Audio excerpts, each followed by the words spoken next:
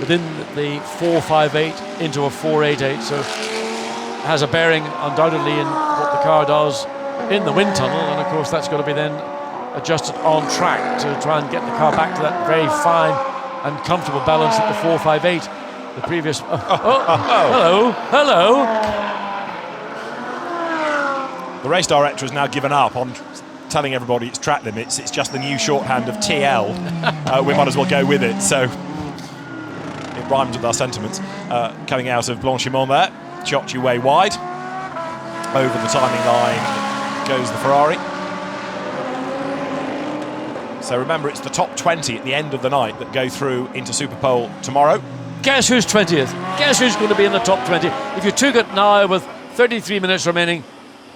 Kevin Estre. Correct. In the Porsche. Correct. Matt Griffin there talking to Peter Mann in the black and white overalls. And the AF Corsa team benefiting, of course, in the case of the AM car, from some of the pros giving some advice. Yeah, I mean, these AMs are mostly very successful people in their own fields. And then you get a guy like Matt, who's a great racing driver. He's part of the Ferrari, extended Ferrari driver list, and they get placed in different cars with different co-drivers. Oh, and the McLaren just running a little bit wide. That's the 58 car. That's the hot one, as you might say, with Van Ginsberg and Rob Bell and Luke Comledigar. Yeah, not Luke Comledigar. Again, right on the very edge, keeping an eye that he doesn't. A lot of drivers are using the outside of the entry to Blanchimont to give them that chance to get through there without a lift. You need to do it. If you're 4 feet slightly further in, ain't going to be possible. Now this car is 17th, and Shane Van Gisbergen did the time, 2:19.501.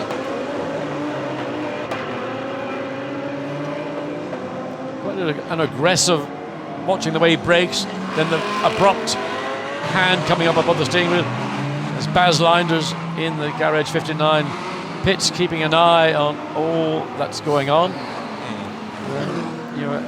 Baz is one of those guys always worth a pit stop to have a word with. Absolutely. There's something that he'll tell you that you think that's worth repeating in a broadcast. Of course, we take credit for the information that we pass on, but Baz is one of those people that certainly he's an insightful person, as well as being a racing driver, now team principal, team manager.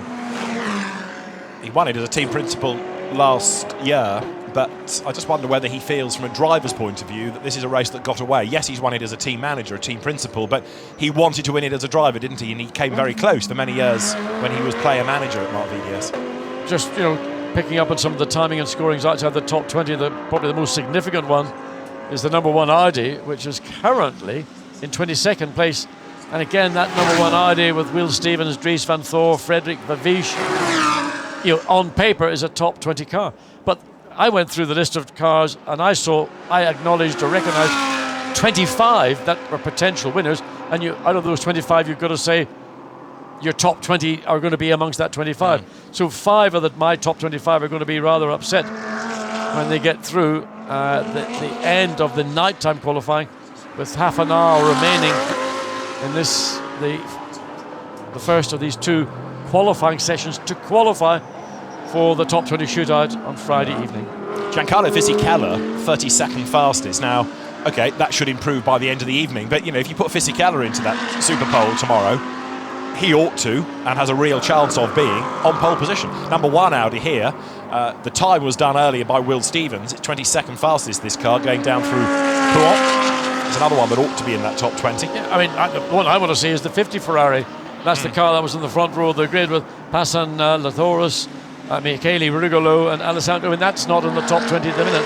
There are a number of cars that on merit, pace, would automatically be in there at the minute they haven't shown their hand. Or if they have, it's been done on rubber, which is probably the back end of its life, as we watch the number one Audi again make its way up through Stavolo. Will Stevens on board. So what can Will Stevens do? He's going to try and carry as much speed as he possibly can coming into the Blanchimont, the first curve. But this is the real part of the corner.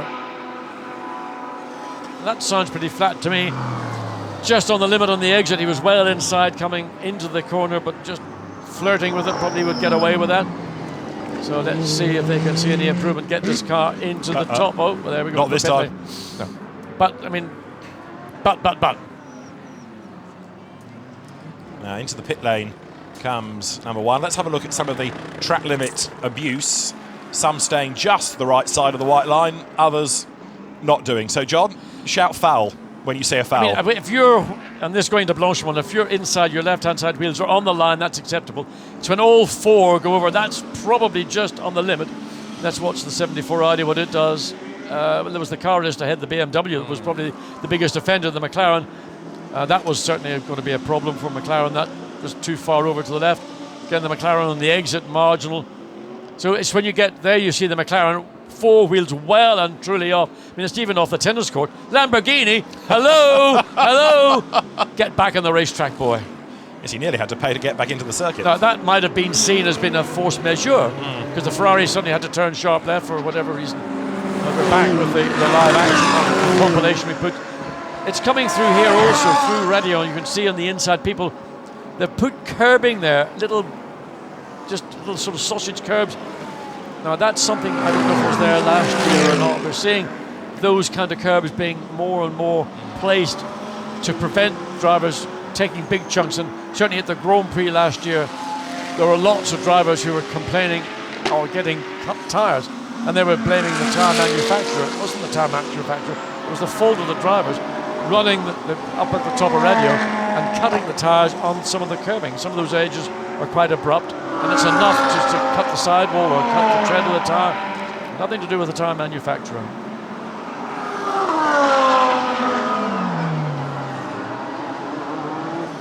Yes, the drivers insist on using the curb. That's the risk they take. If that were a barrier, they wouldn't try and drive through it, would they? Well, so, I mean, you've got racetracks around the world, road tracks around the world. You've got Monte Carlo, you've got Canada, you've got Macau. I'm sure there's others I've not even dreamt of. And surprise, surprise, they stay within the track limits. Because if you don't, you're out on the spot. Correct. Pau is another example of somewhere if you get it wrong. Yeah, it's big, isn't big time, big time at Pau. Now we've got 27 minutes of this part of qualifying still to go. Then they've got a half-hour break, and then we've got 2 hours of night qualifying. And let's pick up more of the Ferraris. Number 50 Ferrari there again, AF Corsa, and this is the Passenathorus Michele Ruglo Alessandro Pierguidi car. And as the temperatures start to drop, depending on who's in the car, we might start to see times in this session fall, but I still think we're going to see the really good times done as it starts to go dark in that night qualifying session. So although the times might come down towards the end of this, the ultimate times we're not going to see for a while, are we? No, we've got 8 or so 26 minutes remaining. I suspect that what we saw at the beginning of this session, that sort of immediate rush and a time drop of about a second across the top 10 cars, probably not going to see much more improvement. I would imagine those that are going to go seriously to be in the top 20 are saving it for the beginning of what we might describe loosely as the nighttime session, which will start at 21:45 local time, 9:45, when it will still be, there'll still be a light. It will not be anywhere near dark. It won't get dark until fully dark until 10:30, maybe 11:45. But it's that first maybe 20 minutes or half an hour when you've got good track conditions, you've got new rubber, denser air, which gives you better engine performance, principally a little bit more aero performance, because the denser air works. Another car stopped in the pit lane entrance, causing a back up, and that's the second time we've seen it. I think the first time it was in Lamborghini as well. It was the Ombra car in the pre-qualifying. That's the Conrad car. The timing screen is telling us that the pit lane is blocked by car 57. It's not. It's 57th in the times, the car in question, and it's the Conrad Lamborghini, which has got Luca Rettenbacher at the wheel of it. It's all a bit messy coming out of turns 18 and 19 onto pit straight. Don't know what that's all about. Looks like the Jaguar wandering around, trying to maybe clean up its tyres. I think something happened coming up. People just didn't get the beginning of it. The 2 cars went very, very wide. Maybe they intended to come into the pits and they had to then bail out of it and go and do a further lap. So we wait and see. There was one of the Nissans went through. Donyev is currently in 40th, which I think still is by a considerable margin the best of the two Nissans. The 22 car down in 56th position, which is a disappointment for that car. That is the Pro-Am Nissan. So I don't know why we're not seeing slightly more pace on that. The hill, nothing wrong there.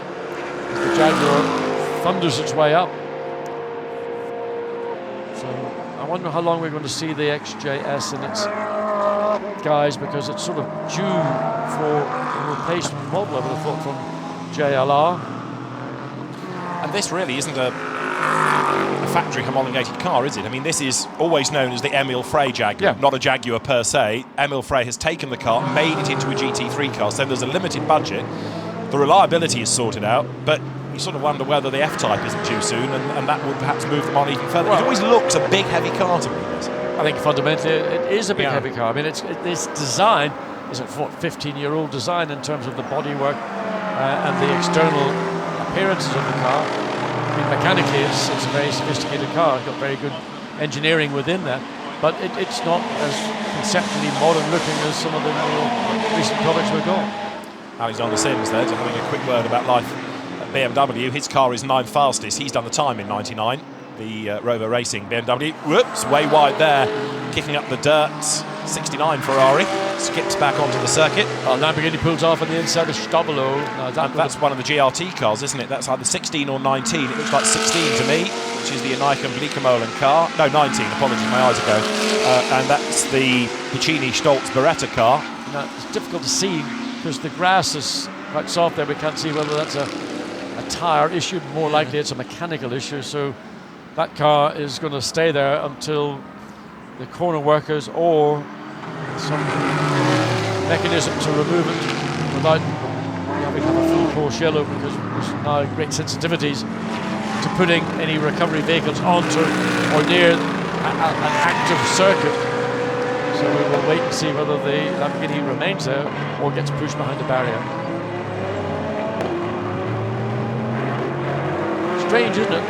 That massive rush, and the suit check, chat with his engineers, that rush that we saw, the excitement that we had in those first 10 minutes, and suddenly we haven't seen purple, or actually we haven't seen any colour, because we've now got the best lap and of course the times from this session on the timing and scoring. So we're slightly disadvantages. The number 8 Bentley is preparing to go out. Yeah, Andy Soucek having given way. And we've got that yellow flag zone in sector 2, so lap time is going to be affected to a degree anyway at the moment. Interesting that, it's not, I'm looking at number 2. It's the Robin Friends. It's just, it's a number 2 car in 20th position. So my mate Kevin has dropped into the 21st position, which is a bit of a disappointment. But anyway, he'll fight we've back. got 21 minutes and 18 seconds remaining. Yeah, and we've got the night qualifying. Here we are. Yellow flag in sector 1, so we'll look and see what that might be as we that's back. Lamborghini, isn't it? It's a sector 2 yellow flag, and it's the Lamborghini that we've seen pull off, I think, being retrieved. Okay. Team manager of 333 race control immediately. And there is 333. There is 333. Immediately. Pierre Eret's company adorning on the side of it. He's one of the drivers. It's an AM car for the purposes of this weekend. And down to Bruxelles he comes now with the sun setting. Of course, one of the challenges of a 24-hour race is being in the car as the light changes, whether it's late at night or, of course, in the mornings. The sun comes up and the sun hits you in tired eyes. So they're in that yellow flag zone. Have we gone to full course yellow? I think we have. The Bradwurst. Brockwurst, Bradwurst, whatever. Nothing like this in a 24-hour race. Best smell you get is going through the S. There we are. Full course yellow, right? Yeah. It's going through the S's at Le Mans, smelling whatever there's being cooked in the barbecues. Or same here, or Nürburgring, wherever. The trouble is at Nürburgring, they're all drunk as skunks. But it's part of the appeal of the event. So they say. So they say, yeah. Good opportunity to throw a full course yellow to give everybody a sense, because we've got a big change here this year in that we don't have the double safety car, which has always been unsatisfactory. Somebody's going to lose, or a lot are going to lose. Now we've got this full course yellow. We can get everything in control. Then the safety car can wait, pick up the lead car, and it's a no-brainer. Yeah, and any safety car period will start with a full course yellow, because by getting everybody slowed down to 80 kilometres an hour, it means the race director can get the safety car out, come the race. It can overtake those cars because it can go quicker and pick up the leader. If you remember the Silverstone race, there was a rather chaotic safety car period where a local official took it upon himself to order instructions, not the race director. And that's what created the confusion. Oh, and what happened to that particular person? That's a longer story that not for now. Is for another time. But trust me, what looked as though the race director had got it wrong was not exclusively down to him. There were mitigating circumstances, and that's why that was a little bit chaotic towards the end. So Alain Adon, who takes great pride in running these races, I can assure you, wants to make sure it's done properly, and that's why full course yellow, everyone slows down, safety car's on track, it will go and find the leader, everyone will queue up behind, job good. Absolutely right, the way it should be. So the snappers down at Eau Rouge on the inside. Yeah, I'm going to say just down at Eau Rouge, and what a wonderful spot. You get those, the titanium skid blocks sparks as the back end of your Mercedes or Audi or Lamborghini or Bentley or whatever it is, as the Lambo has now been attached to the recovery vehicle, and rightly so. The course, full course yellow, everything is in control.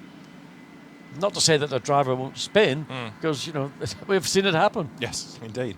But there's fortuitously a little access gate there just up the road, so easily once retrieved that car can be out of the way. Yeah. Now whether the rescue truck has got to go back to station or whether that happens to be at station, slightly awkwardly he's.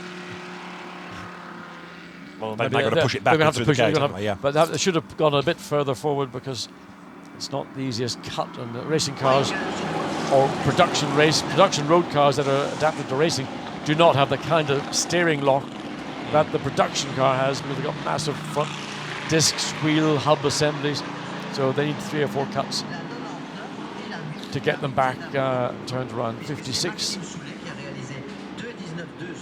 Black Vulcan, Mikel Thorel, Ollie! Ollie. And that's the car currently that is second quickest. Yeah, thanks to Danny Juncadea's time. Oliver Morley, Abdulaziz Al Faisal, the other drivers, along with Danny Juncadea and Miguel Toril. There, out of harm's way, is Michele Beretta's Lamborghini. Beretta's gone off to get reloaded or something. Just as a little bit of interest when we've got a full course yellow, where that Lamborghini is being... Green flag will be on short notice. Green flag will be on short notice. That's the voice of the race director, Alain Adon.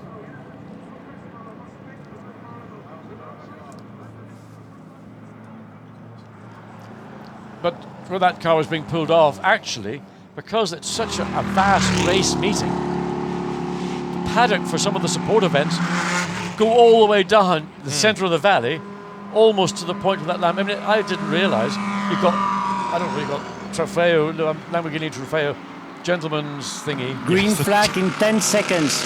Renault, Formula 3. I mean, they're about 2 kilometres from the pits. Absolutely, yeah. Yeah, they have to refuel as they got there. 5, 4, 3, 2, 1. Green flag, green flag.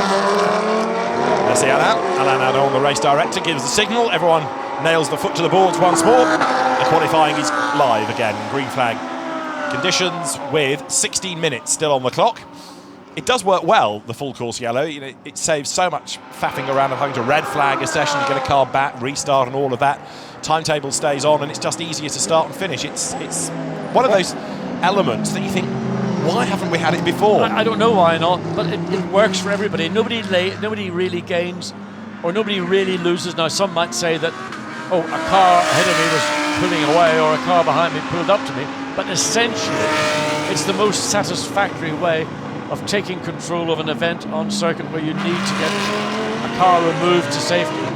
And the key to it is getting the safety car itself to be in position to pick up the race leader and then take control from that point onwards. As you say, why it's never been done before, or why maybe it was just too simple. Maybe nobody really believed it would work, but clearly with the onboard electronics, it's much easier to make it work, because you've got a button. Essentially, all you have to do is push it, and that you'll run at that speed. Exactly. And so it means that the drivers know exactly when they have to slow to 80 kilometres an hour, when they can go again. It'll happen in the race, of course, as well. There'll be these full course yellow periods, inevitably, and the cars there exiting the pit lane can't cross that white line. You have to go through that little S that brings you back onto the circuit. Looks fine there with no traffic coming, but of course when there's a raft of cars coming up the hill and a raft of cars coming out of the pit lane, it can get a bit leery. Yeah, and as you say, at different points throughout the 24 hours, you will get periods where you'll be driving around, you'll not see a car behind you, you'll not see a car ahead of you, and then 10 minutes later you'll find yourself bunched up with maybe 8 or 10 or 12 cars just all circulating. And when those cars come down out of La Source into Eau Rouge, up through Radio, and you're coming out of the pit lane, trying to make that blend in, that's when it can get a bit leery. 0-0 over the timing line. Mauro Engel has done the time in that car to be 5th on a 2:18.949. And the car turning its way now with Ben Schneider at the wheel of it, out of La Source, heading down past the old grandstands. And of course that's where the grid will line up come race day. The start of the race is there for history. Absolutely, it's the most evocative part. I mean, La Source is probably the most famous hairpin on any racetrack anywhere in the world. And in the good old days, I mean, you had forest literally right up to the edge of the racetrack. Okay, you might have a concrete wall or something. I mean, how things have changed. But essentially, all the way down the hill on the right-hand side of you're looking at the grandstands, and the fans would come and they would just love to watch, GT cars, sports cars of the 50s, Formula One cars, and it was what built my dream of being a racing driver, was things like that just made me want to be a racing driver. And this is an event as well that always manages to attract an enormous crowd. There's massive enthusiasm, and not only is there enthusiasm from the fans, but from drivers as well, because there, for example, is the Australian Largo racing team, Roger Largo himself, bronze-graded driver, but with supercar drivers Steve Owen, David Russell and Jonathan Webb on that driving force.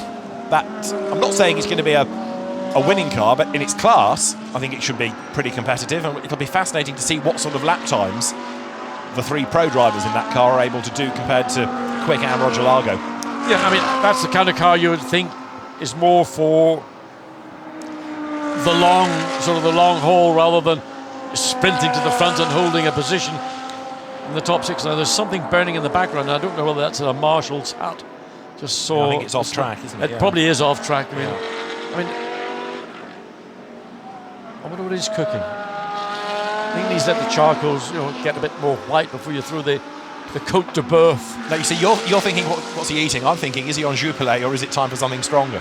Well, I mean, personally, it would be something maybe of a red variety, along with a nice piece of Côte de Boeuf does it for me. Or a nice fruit beer. Whatever. Anyway, up the hill, and let's have a little look and see who's behaving. And the 74 ISR Audi. Oh, careful. That's all you need to do, just as your concentration. And was that Nicolas Lapierre? Who's behind the wheel of the number 74? It's Frank Pereira. Frank Pereira did the time. Clarification behind the wheel of it now, because we have a different display. It is Pereira still being shown. But he was way wide coming through Blanchimont as well on that lap. Yeah. It doesn't matter, the time's irrelevant. 2 minutes 20. Best lap that car's done with Frank Pereira behind the wheel is the one for 2:19.1. Out of La Source downhill. What have we got? Just under 11 minutes of session to go now. For the last 15 or so minutes, with 10 minutes to go, people are just more or less going through the motions, maybe cycling through, drivers maybe doing a bit of brake pad disc work, just giving track time and finding continuity. That's the other thing. It's what's most important is to find that rhythm, just to get into a rhythm that you can repeat lap upon lap upon lap, and find a way to use the traffic to your advantage and not have that sort of stop-start. Sometimes you see drivers who are very quick in a single lap but couldn't drive out of your way in traffic. As we see the 98, it's whereabouts the 98 BMW.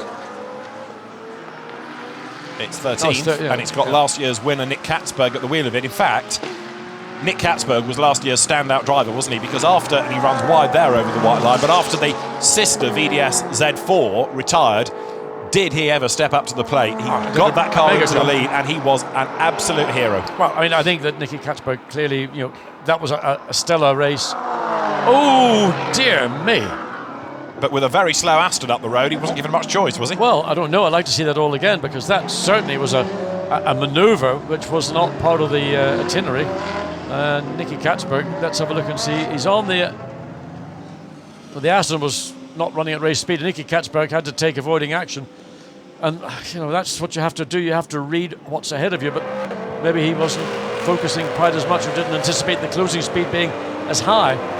So that spoiled that lap. It spoiled the lap that he's gone on to. So Nicky Katzberg currently in 13th place. As we watch up through it. Is that now you're getting the headlight just catching the camera. What I want to see is how these cars, and the Nissan actually, in fairness, looks pretty reasonable. Yeah. Coming through Eau Rouge as well as Maxime Martin out of the car in his civvies. Looked a bit worried, I thought. Well, I would not surprise him, and maybe he was concerned about what he saw in Blanchimont.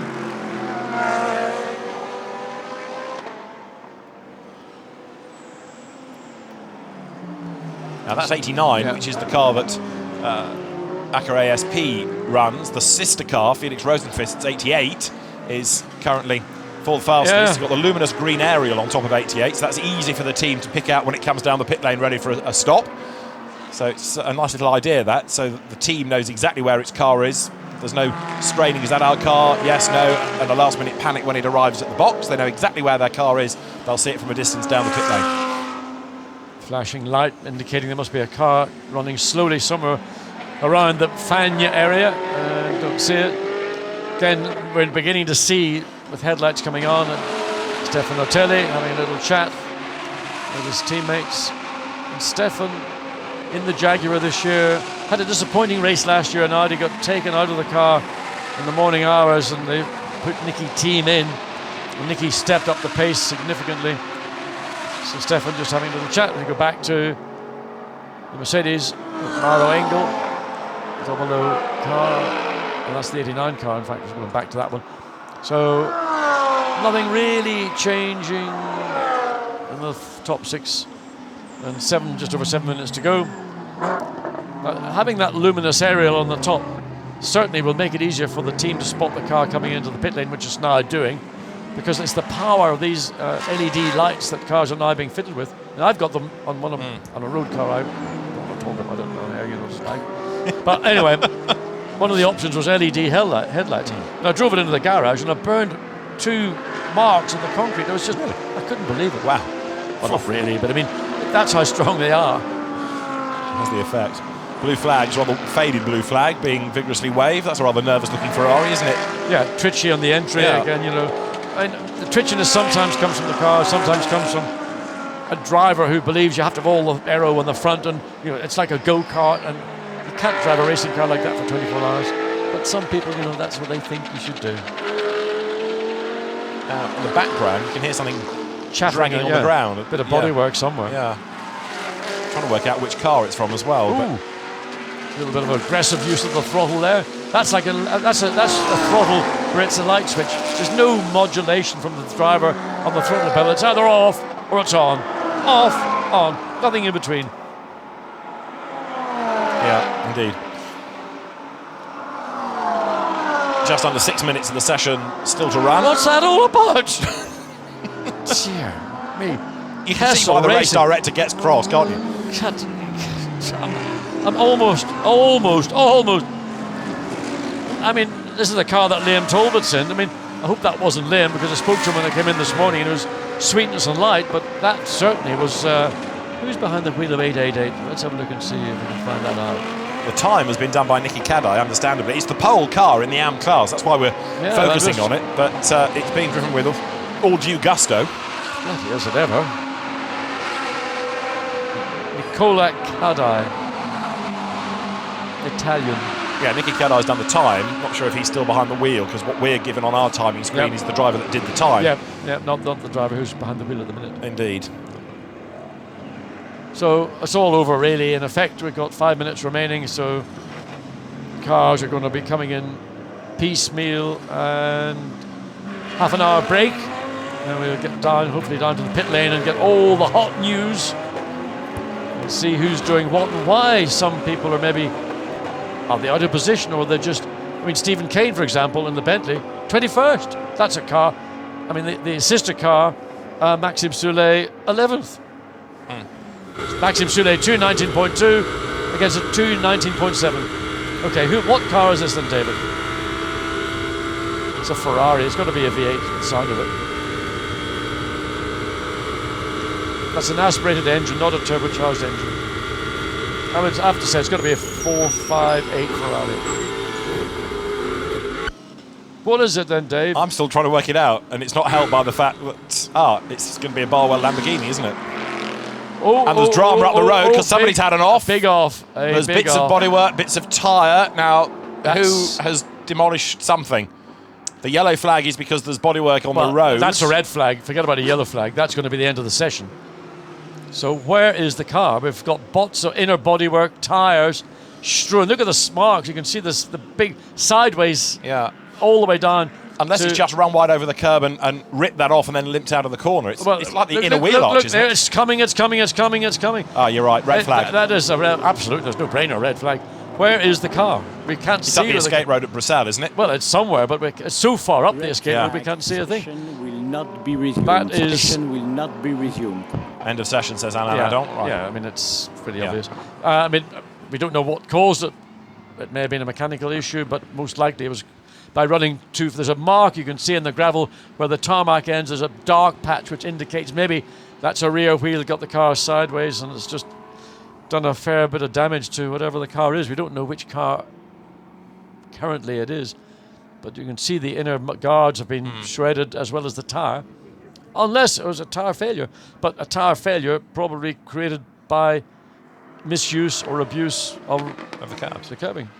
So, like I said earlier, it looks like the inner wheel arch has been ripped out. But the car, looking at those witness marks, has gone straight on. So is it parked at Bruxelles? It is. I mean, it's off the track. I mean, it went in sideways. You can see the marks that on the racetrack. I mean, heavy rubber marks, freshly laid. So whatever that car is, it's just. Well, surely that can't have carried on. I mean, the amount of damage that it's done.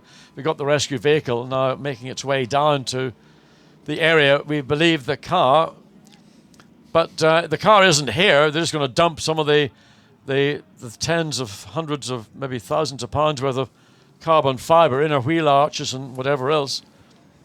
Well, there's a mystery. To know who We've had one mystery. Which car are we on? We've got no clues at all. And now we've got a secondary mystery. Here's the car. I reckon that's a Lamborghini, he said again. It is a Barwell Lamborghini. You're spot on.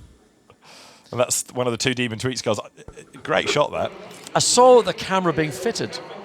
Ah, there you are. But I didn't know. I knew they were fitting cameras to the front of that car.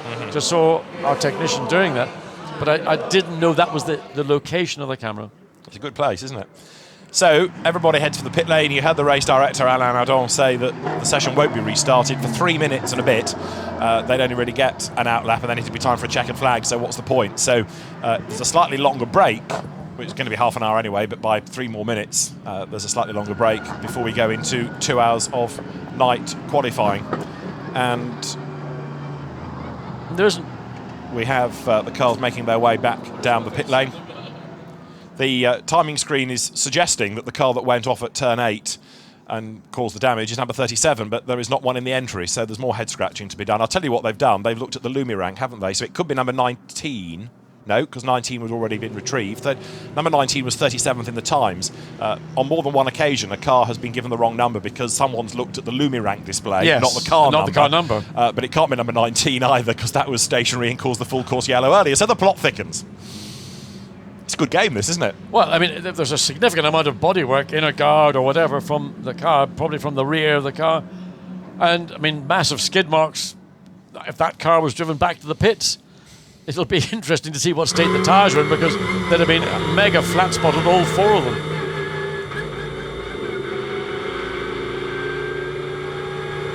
So the rest head down the pit road, and time for the data to be downloaded, engineers to have a word with drivers, and then they'll get themselves ready for the night qualifying. So bear these times in mind, headed by Maximilian Goetz, 2 minutes 18.532, just 71 thousandths up on Danny Juncker-Deya. Third fastest, Laurens Vanthoor, So Mercedes, Mercedes, Audi, then Mercedes, Mercedes, Audi, because fourth fastest, Felix Rosenqvist. Fifth fastest was Maro Engel in 00, and then sixth for Santilot Christopher Hasse doing the time. Seventh, the ISR Audi, Franck Pereira. Eighth fastest was Robin Frins, ahead of Callum McLeod, and then to round out the top 10, Alexander Sims with Maxim Soulé, and then Christopher Mies to round out the first dozen. 13th was Nick Katzberg, and 14th Phil Keane ahead of Clement Schmidt in 15th in the times. So that's how the front of the leaderboard looks, but of course given the night qualifying it could all change, and Kevin Estre in the end dropping to 22nd just behind the Stephen Kane Bentley, so there's a bit more time to be found once things start to cool. But of course, knowing as the teams do that the conditions will change a little bit and the times will become quicker, they'll all be well aware that that's when you need to put your gun driver in. They'll be banking on that time rather than using the star driver in the session we've just had. So don't be surprised if the order jumbles again once we get to that optimum time of the evening where it's cooler but there's still enough visibility to really go for a good time. 64 cars we had, not 65. Number 57 still with the engine travails, not making it out, but fingers crossed it might be there. Indeed, it will probably have to be there for night qualifying. If the cars missed pre-qualifying and night qualifying, there's quite a bit of persuasion of the stewards, I would have thought. Now, they're experienced drivers in 57. You've got Hubert Haupt, Andreas Simonsen and Adam Christodoulou, all of whom have done this race before. And they've got what, virtually half an hour before the session starts, and then they've got a 2-hour window to get all three drivers cycled through, so you can say they've got an hour and a half and still have plenty of time to get the cars into and qualified for tomorrow's event. Indeed so, and 2 hours of the night qualifying to come. The Speed Lover Porsche did eventually go out, albeit quite a long way into the session, and was the quicker of the two in the national class. Right, let's catch up with some of the drivers at the end of qualifying. Matsi Goetz did the top time, and he is in the pit lane with our reporter, Dakota Jane. Maxi, congratulations so far. You're currently fastest. All is looking good so far for the 86 Mercedes. Yeah, looks not bad. I've got a good lap. It's right in the beginning of the qualifying. I had a clear lap, so that's very important if you see so many cars out there and some good cars on it, purple sectors and green sectors, but in the end you have to bring it together. That's the thing here. But overall we feel quite well. We did big steps from practice to qualifying now. And if we keep going like that, then it would be very good for us. Do you think you can keep this pace going for the night qualifying? Maybe it's going to be a bit slower because of the view. You know, it's getting dark now, and it's probably going. Yeah, it's getting hard to beat the times. But overall, I think important is that we find a good balance now for long runs. We will do now long runs to see how the car feels. So we are settled. So we have no pressure to do it again, to do a good lap time. So we will see what's the plan now from now on to 11:15. And what's it like having Gary in the car with you? Yeah, it's fun. I know him since 2 years now, a bit more because of DTM. We're spending a lot of time together during the year, and for him, for sure, it's a new world, a new part of his career. I'm really proud to show him a bit what's going on here in GT racing. But I think he feels quite good and confidence. And Thomas as well, so he did also a lot of racing here in Spa and GT racing especially. But with Gary, it's always fun and he's a good guy. Well done so far. We hope to see your bright yellow car in the middle of the night. Hopefully, yeah. Thank you. Thanks. So Maxi Goetz then 71 thousandths quicker he was than Danny Juncadella. So Mercedes, Audi. And Vincent Franson, the circuit commentator, is the next one in line to have a word with Maxi. And there is the distinctive yellow Mercedes that Dakota was just referring to. Gary Paffett is there, now a GT driver, all smiles. It's been another trying season for him in the DTM, but you kind of get the feeling that if this weekend goes well, we could be seeing a lot more of GP in GT racing. I would like to see Gary involved in this racing. He's still a young man in relative terms. He's in his 30s now, but capable of Absolutely. Going out and competing against any of the younger competitors. I mean, just so much experience in touring car racing. And I mean, a DTM car is not exactly it's a very difficult, tricky, balanced car. When it works, it's brilliant, but getting it there and getting it to suit you, whereas one of these Mercedes, I think he would just love it. And the racing, you've got great racing without all that sort of animal that you get in DTM. But if you think as well that were he to do, for example, the Sprint Cup, a 1 hour race, DTM races are 70 minutes, you know, so he's got that mindset for that duration already. He knows about pit stops because they have them in the DTM. So, yeah, he'd be a real asset to this category, that's for sure. Danny Juncadella is, like Maxi Götz, a contemporary, and Gary Paffett, a contemporary Mercedes DTM driver, and there he is second fastest. And you've got the likes of Martin Tomczyk as well as Maxime Martin, part of the BMW DTM assault, taking part in the race this year. The more you look through the entry list, the more you find as well. We've only sort of scratched the surface of it really thus far in that first qualifying session, but we'll find yet more names. And down in the pit lane, Santa Lock, they're in the old pits, the narrower pit garages down on the slope, hard at work, getting the car looking spotless, ready for the next session. Marco Bononomi, Audi factory driver, with Mark Rostow, Christian Kelders and Fred Bouvi in the squad. So again, it's a very rapid combination of drivers there. Now the teams getting themselves ready, and Pro-Am pole taken by Danny Juncadella in that session provisionally, but Oliver Morley, one of his co-drivers, is right there. Oliver, your car is currently fastest in Pro-Am. The Mercedes are looking really strong on the track tonight. Yeah, it's quite a surprise because we thought we'd struggle a little bit, but it all seems to have come together. Car's great, mechanics done a fantastic job. She handles like a dream.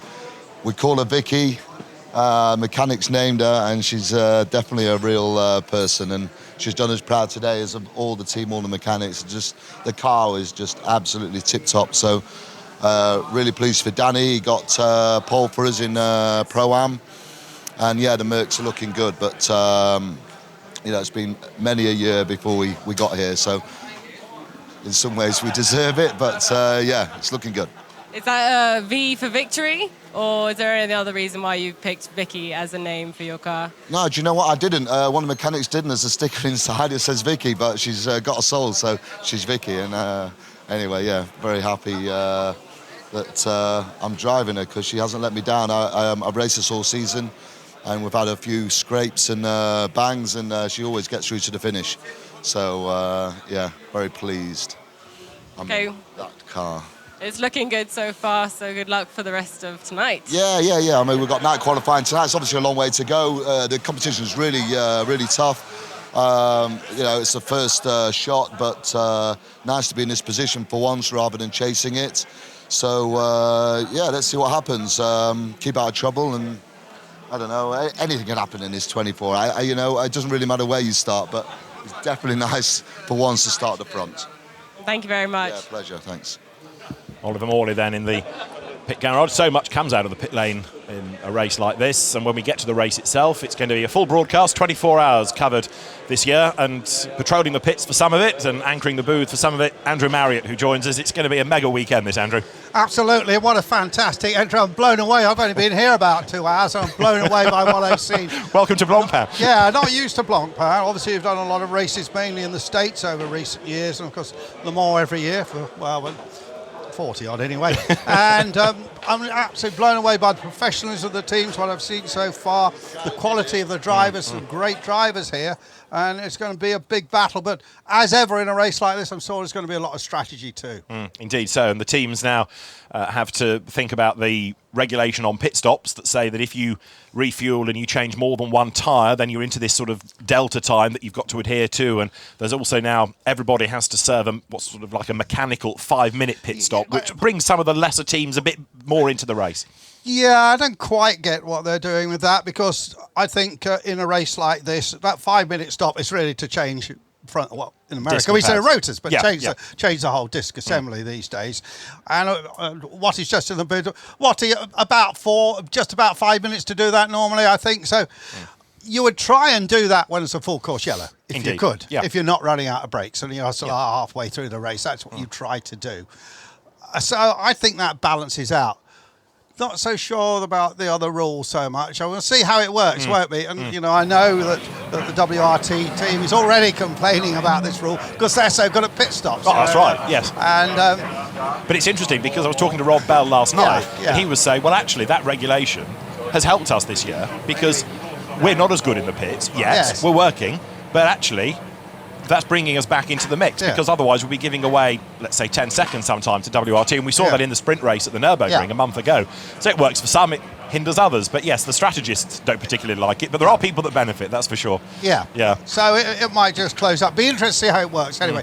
And that's when I'm doing the pits in the middle of the night, that's something I'll be really looking for to see how that situation works. Now, you've patrolled many a pit lane as we look at Duncan Tappy and Bruno Senna. Garage 59, the McLaren team here, are in the old pits, if you like, the heritage pits. So you've got some teams up here where we are, Formula One pits, nice and flat, nice and modern, nice and spacious, and other teams here down in the old pits, the traditional pits.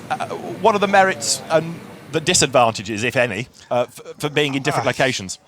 I think in the old pits, and I'm going to defer to John here, if you've got a clutch problem, a gearbox problem, you could get an easier start. Yeah, that's true. Yeah, because you're on that downhill. Yeah. But then you've got less space to work. Well, that's true. I'm surprised. Yes. I wonder how they drew did they draw lots for it, or how did it work? Well, we were talking about this in an earlier session. One of the reasons that the organisers try and have at least one of the top teams, if you like, down in the bottom pits is so that the people in the grandstands up here or down there have some of the top teams to look at, and then it's a little bit of a shuffle accordingly. It also depends how many cars you've got in your squad and how many garages you need. Let's just have a quick look at some of the highlights of qualifying. Stephen Kane having a look at the data pre-session. Lights go to green at the end of the pit lane and the cars storm their way uphill. And of course, with 64 that we had on track in that session, inevitably becomes very busy indeed. It's this long pit out, isn't it, that runs parallel to the circuit. Now that's the question mark is over the second of the HTP Mercedes that ended up the quickest in the end, Maxi Goetz. That was Phil Keane getting it wrong at the bus stop. A novel line, but the Demon Tweak didn't pay out for him. Is he the stick? That would be telling, wouldn't it? That's one for him to answer. Look at the web. Well, there you go. That was Nick Katzberg having to take evasive action. Look at that, sparks flying, the titanium skid plates on the Mercedes. That was the Maxi Boot car. Bob Neville's Nissan team cycling the two cars through. Matt Griffin there giving advice to Peter Mann, among others. And down at Garage 59, the 59 car released. 0-1 on the Lumirank display, showing the fastest in the times, Maxi Goetz. And he's somebody that's, of course, made a name for himself in GT racing before he went off to the DTM with Mercedes. Good to have him back in this. That's the Rob Bell Championship leading 58 Conrad McLaren car. And Conrad's Lamborghini having to be brought back into the pit lane on the end of a tow rope. Big lock up there, going up to Les Combes. Number 38 Lamborghini going off the circuit, which is the Antonelli car of Michele Cerruti, Loris Spinelli, Cedric Sbriazioli and Gianluca Giraldi. And the Michele Beretta Lamborghini was one that brought out a full course yellow, limped off the road, and that full course yellow enabling the fire and rescue team to drag it out of harm's way and then get the session back underway. How times have moved on. You can film it all on your phone. Yeah, he's got a fine beard. He has indeed. Fine pair of ear defenders to keep some of the noise out of younger ears. Now, this was a rather erratic Ferrari 888. We thought it was Nicky Caddy at the wheel of it. It was great to watch. And some of the mechanics trying to have a bit of a breather down in the pit lane before the car's next pit stop. Lights glowing ever more brightly. We are at just before 9:30 local time now. They'll have a good view. They will have a good view, and this is what stopped the session in the end. Bodywork all over the road. We've not yet found the culprit car, but we found the bodywork. Debris on Debris the on racetrack. Yes. And the red flag flies. Gee, thanks, Andrew. So, bits of car retrieved. eBay.be will be your next port of call. And the barbecues are lit, the beer is flowing. Yep. The standard class, effectively the national class Porsche, pushed into its pit box. And the team's now hard at work, getting them ready for the next part of qualifying. There is Gary. I don't think he's raced anything other than a DTO car in 15 years. Did he do one race in a Vauxhall or something? You're close. Close. The end of 2000, he drove a Ford Fiesta at Silverstone. Well, that's 15 years ago. In the guest car. Jamiroquai couldn't get his race licence in time, so he took over that when he was winning Class B of the British Formula 3 Championship. Anyway, that's enough of Gary for the moment. Nicky Caddy is the quickest of the AMs, and he is with Dakota down in the pit lane. Nicky, you are currently fastest in the AM Cup in the 888 Ferrari. How are you feeling? No, the fit is really, really good. We made great work during all the session. We changed a lot of the car on the setup, and the team and the other guys made great work. And so now we have to hope for the night qualifying because it's not finished, I'm sure. I'm sure.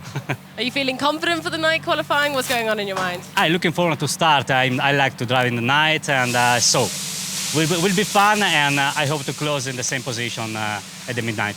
And your teammates, do you think they feel the same confidence as you are in the night? So I don't know, but for me it's the new teammates. It's the first race with them, and so now I try and I hope for them. Now I'm finished. I hope to finish and then say to the guys. Well, fingers crossed for the night. Good luck. Thank you. Bye. Bye. Nicky Caddy, silver Grady driver. He's got 3 bronze teammates, so he very much is the gun driver in that team. And he probably doesn't know anything about them, really. No, he's met them now and again and had a drink, and he just gets in, does as he's told, and goes quickly. Some of those bronze drivers can be quite quick, and some of them can be quite a bit off the pace. But there's an interesting thing developing now, which doesn't half rankle with some of the higher graded drivers. Because of the way that the driver grading system operates, what you now need is a quick bronze driver. Yeah. So now, some bronze drivers are being paid to race because a team needs a quick bronze driver. Stefan Lemeray, who for years and years and years has paid to race in the 24 hours and has a bit of sponsorship from DHL and is a very quick journalist and he's a good, safe pair of hands, is now being paid to race as an example because he's a quick bronze graded driver. Suddenly he's a big asset to teams. It's weird, isn't it? Yeah. And it happens a little bit in America with quicksilvers as well. Yeah. Particularly when you get the older guy. See, Watty could be a silver. He's got silver hair. and all of a sudden, you get to, 45 or something, and suddenly you're back in demand again. Absolutely, yeah. I'm not sure it's 45, it might be 48, but it's somewhere in that region. You matured into being... Yeah. So there's Kessel Racing, run by the son of very limited Formula One experience of his father, Loris Kessel. And a good team, run a lot of Ferrari Challenge cars. You can see a beautiful preparation inside that cockpit there. They're not quite at AF Corsa level yet, no, but they've worked a long way up. Run as many cars. How many racing cars did Gigi from AF Corsa told me? I think they're operating over 100 racing cars now. That's incredible, Over 100. Can you imagine that? There's never a shortage of parts, I hope. Andy Merrick there with Stuart Parker, the white T-shirt. Andy Merrick, ex-M Sport Bentley driver, now part of Team. What happened there? I didn't really understand that. I don't know. I think Malcolm Wilson would be the man to ask. John and I have said this in previous long pan races. Malcolm is not noted for his mercy. Yeah. So if he doesn't feel that your results are there, then he'll do something about it. And that's the same in racing as well as rallying. People have been dropped from M Sport's Ford Rally programme. I'm not saying that's why Andy went, but there was obviously a decision with Bentley and M Sport, but no. There he is now in this big Bentley, obviously the private team car, and John's making a sign which actually means something, not what you might think. And then normally, when he's racing in America, he's in the tiny little Delta Wing. Yeah, that's right. No room to even move your elbows. You have to drive like this in it, And he goes really well in that. Yeah. So I was a little surprised about him leaving that team. I mean, he had an off in the race last year. Yeah. Was that the reason? I don't know. It's one for Malcolm Wilson, I suppose, and the Bentley management. Vincent Abril is an up-and-coming French driver. Stephen Kane has proved to be very, very quick. And Guy Smith is a great ambassador for Bentley. He won Le Mans for Bentley, and he rarely makes a mistake. He might not be as quick as Stephen Kane, but he's well regarded. That's the redoubtable David Bartram of Motorbase down in the old pits. Up in the top pits is Vincent Abril. We've been talking about Bentley 7. Vincent's with Dakota. Vince, you're just outside the top 20. What's going on? Yeah, just by one place. Stephen got a bit of traffic on his lap, so I don't think that's truly our pace. But for sure, we're not exactly where we expected to be. So we're going to try to pull something out of the bag to do to get through in the night quali, which is never really the case for anyone. We always get into the top 20 in the first part of quali, so it's going to be difficult, but I think he can do it. And we had the sectors, we just didn't put it together with traffic, so hopefully we can make it in night quali. So what can you do? What's in your little bag? So far, we can only hope to make the top 20. I think more than that would be a bit too pretentious because we don't know yet where we are. So let's just try and make the top 20 first and see tomorrow what's happening. Okay, well, thank you very much. Good luck. Thanks. Vincent Abril, if you looked at the little graphic when his name came up, French driver, but with a Monegasque licence, hence the little Monaco flag. Got Renger van der Zande there. He's having a great season over in America, of course. Yes. In LMP2. And but he's also he's fresh from a win last weekend. Yeah, and he's developed over here to be another very good go-to Mercedes GT driver, like Maro Engel has. Yeah. Just got on with it. Both of them shone at... indeed. So both of them shone at Macau last year in GT. They've gone well for Mercedes in the Nürburgring 24 hours. So, you kind of look at the Audi ranks of GT drivers. Mercedes is filling up as well. Yeah. So it is not just with its DTM program, but also GT also. Pit lane now, and the whole circuit's starting to just transform as the light goes, and it's got a totally different feel now, hasn't it? Yeah, and those magnificent Ardennes mountains and the trees behind. What a brilliant setting this is. Yes. Absolutely one of the all-time racetracks, without any question of doubt. And in this race, obviously I'm going to be working the night, David, but this is so dark here compared with at Le Mans. Okay, there's a lot of light bits. At Daytona, they're 24, and we're talking about the big sports car races now. But this year, there are going to be... There are newer light, yes, I gather. 4 key parts of the circuit that will have some spotlights on them. It's still dark, it and is it's very still dark. tough Yeah, here. yeah. And, of course, when you factor in the fact that there might be some rain, because we're at Spa. Well, at Spa, yeah. Yeah. Now, this is how the Endurance Cup looks. We've had races at Monza, at Silverstone and at Paul Ricard, and it's Rob Bell, Shane van Gisbergen and Com Ledegar who lead from Jasmine Jaffar, Dominic Baumann and Maximilian Buch. But this race, of course, has got a totally different point structure. Correct. I think 40. If you lead at 6 hours, 12 hours and 24, I think it's 49 points in all. So if they had a great race, the trio there and the McLaren, they could clinch this championship here, I presume. I need to do some calculations because you so. go back to a 3-hour race with the normal point. Yeah, I'll get back to you on that, caller. Yeah, we need to do that, do the math and work that one out. But it's a good thought. We have had, of course, in the past, people winning their classes, not the actual championship, but Matt Griffin and Duncan Cameron won Pro-Am in the championship here by winning in this race. I think it was 2 years ago.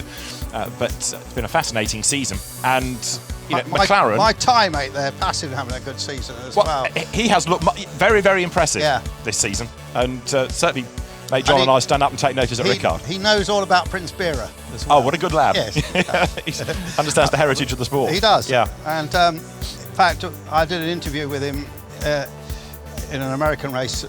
I think it was Petit Le Mans last year. And they were very switched on because I asked him about Prince Bira, and they found a picture of Prince Bira and got it on the screen. Excellent. I thought that was pretty good. Excellent. So good work in the truck. I'm sure we're going to have some great work in the truck here. Hard work, of course, 24-hour race. It's an endurance race for not just the drivers and teams. Very true. But, very true. For the whole cameraman infrastructure as well. around us here. Yeah. Just looking down who scored points, some great names. You've got up-and-coming stars. People like Hubert Haupt, Audi factory DTM driver in 1991, and he's still going. He seemed to go away for quite a long time. I think he just did VLN and then he's come back. He tried for a spell in America, didn't he? In the after sort of 92, 93, 94ish, and that didn't really work out. So yes, he came back and started racing again in the German Mini Challenge of all things. I think he's got quite a few business interests as well. Yeah, that's true. Yeah. Boutsen-Gignon, of course, Thierry Boutsen's team. He is an occasional visitor to races. I guess he'll be here this weekend. It's run by his brother-in-law, isn't it? Yeah, but Thierry has a hand in it and occasionally I looked at the website. He says he's the consultant. Consultant, that's a good title, isn't it? Yeah. Karim Auger with one of the BMWs that runs. Karim had a big off in this race last year, but he's another inveterate enthusiast. There he is, just in shot. Karim Auger in the white overalls. Yeah, younger brother of Mansour Auger. That's right, yes. And of course, lots of Belgian hopes are on Laurens Vanthoor. He's yet to win this race, but he desperately wants to. Let's hear from him in the pit lane. He's with Dakota. Laurens, you're currently P3. The Audi's looking quite strong. How do you feel about it? Pretty good. I was pretty surprised, to be honest, because pre-qualifying we were not so happy. We had some problems. But the engineers managed to do a good job, and I did 2 laps, which was enough to put us here. So I think we're pretty safe for top 20, which was the goal, and now we'll focus on some race pace. Do you think the match is any match for the Mercedes? They're looking quite strong on the track this evening. Well, I think I always seen them as our main competitors since the beginning of the week, and I think they live up to their expectations. They seem strong, and I think they they're even stronger than they look. But let's see. We're just doing our thing. We're doing our best. That's all we can do. And then hope we can beat them somehow. I know this race is very important, Audi. Are you feeling the pressure? No, I'm pretty relaxed. Well, I hope you have good luck for later. Thank you very much. Thank you. Lawrence Van Thor then is getting ready for business, and in the WRT factory car, there's Audi Sport Team WRT, there's Belgian Audi Club Team WRT. So some are for customers, some are for Audi, and that car is here to win, and win it must, pretty much, is the message you get when you go into the garage. So down in the pit lane, everybody getting ready, and that shot actually makes it look a bit darker than it does just looking out of the window here as the lights take full effect. And now we'll start to see how much the order shuffles. There you've got the campfires starting to rage. The fans go for a different vantage point, ready for the next part of qualifying. So 2 hours now in the darkness, or fading into the darkness, really. You can see the spotlights coming on up at Les Combes, which are as much for the drivers as for the marshals, really, if they have to suddenly go to an incident zone. And now perhaps we're going to start to see one or two more dramas as the drivers struggle a little bit more with the change of the light. But the fans up at Eau Rouge now start to see a completely different spectacle as the cars will be released very shortly indeed. So we're about 4 minutes away from the session starting. That's the Speed Lover Porsche. I keep sort of touching on the fact that we have this so-called national group which is back in this year to sort of try and encourage cars, as really in the olden days of the event, for the real privateer team. So they're kind of GT3 minus, really, from one mate championships, but they're good to be added onto the grid again. And there's the Speed Lover car in that national class, and there's the RMS Porsche as well, which is for Jean-Marc Bachelier, Fabrice Notari, Yannick Malagol, and Howard Blank. Howard Blank is the oldest driver in the race, incidentally, at 67. The youngest is Rick Breukers, having his first Blancpain GT outing, and he's 18, about a month younger than Dries Van Thor in the number one Audi. Rick Breukers has been a real star this year in Lamborghini races. He's already been reclassified from a bronze to a silver, from an am to a pro-am, effectively, and he's with Franz Conrad's team for this weekend. So the fast lane is open in the pit lane. That means that the cars can make their way down towards pit out, get in the queue. The night procedure means that the lights must be on, and the teams get ready, and then we will be in business. These times do affect the classification. So at the moment, Maxi Götz is the fastest, but the order can shuffle. There's the Boots & Gignon BMW powering away. New tyres on, sticker tyres. Yeah, I think this is going to be, the 15 minutes of wow. I mean, lap times are going to, let's say, cascade. I'd like to think we're going to see somebody getting into I keep saying 1 minute, 2 minutes, 17-second lap. I mean, it's half a second away from that now. But with the Mercedes being so dominant and still holding something back, I'm sure, because they don't want to show their hand until they absolutely must. And you'd have to think that one or two of the Audis, particularly with the Van Thors, Lauren in particular, in that 28 car, and others, the Bentleys. I mean, there's just so many cars, the Ferraris. I mean, McLaren, we're not seeing an awful lot of the 58 McLaren. I mean, we know that's a car that's capable of being up in the front. I mean, why is it not now? Well, all they have to do is make sure they get into the top 20, and then it's important. What they do tomorrow night's the key. All they have to do is get into the top 20 at this point forward for the next 2 hours. There's 88 Mercedes that increasingly is becoming a dark horse, I reckon. It's perhaps one that you might overlook initially on the entry list, but the times that Felix Rosenqvist and Renger van der Zande have done have been impressive, and Tristan Vautier has got a good track record in single-seaters, both in Europe and stateside. So, you know, that is another one to add to the list. In terms of fleet and René Rast, I'm just going to say it's all about experience. I mean, you've got three relatively, say, young single-seater drivers adapting to GT racing. What they have yet to learn is how do you pace yourself. I mean, you might say it's a flat-out race, but nevertheless, in a flat-out race, there's still a degree of control and pace. Someone like René Rast, who we see dressing to get into the car, knows all about that. I mean, he knows when he has to push, and he knows when he can. It's not so much cruise, but it's the balance of knowing when to push, when it's right to do it, and that's only get that through experience. So that's the only the sort of hesitancy I would have with a car like Vautier and Felix Rosenqvist, that they haven't got that knowledge or experience. You only get it by doing these events. Running around just putting his crash helmet on. One of the other things that I saw earlier in the WRT garage is that every driver has a little stand on which he can put his crash helmet, and you think, what's all that about? You look a bit closer, it's a little helmet dryer. So you put your helmet on this rack, flick a switch, and it dries your crash helmet out from being all hot and sweaty on your previous stint. Thoughtful, and it makes a difference. The other thing you have is you've got a tumble dryer somewhere in the team's operation, because when you get out of a car, you might have only done a single stint, you might have done a double, you might have even done a triple stint, and your underwear is usually soaking in sweat. Yes. The worst thing you can do is either wear that through the hours when you're not in the car, because you get a chill in your body. So you want to take them off, put your civvies back on again, go into your motorhome and watch a bit of whatever it is you want to watch on TV. That's That's the helmet dryer. I mean, well done. That's consideration. Yeah. And I mean, that all comes from teams that have done 24-hour races, and they come up with ideas and concepts.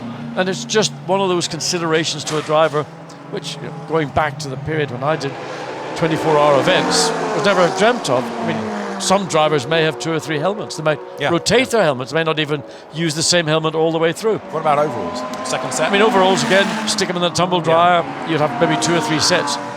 Again, the only thing that's worse than sweaty overalls is getting into a car in a wet race, and in carbon fiber cars, the water gets in, but it doesn't get out. And I mean, you get into a car where there's a puddle in the seat, and it's awful.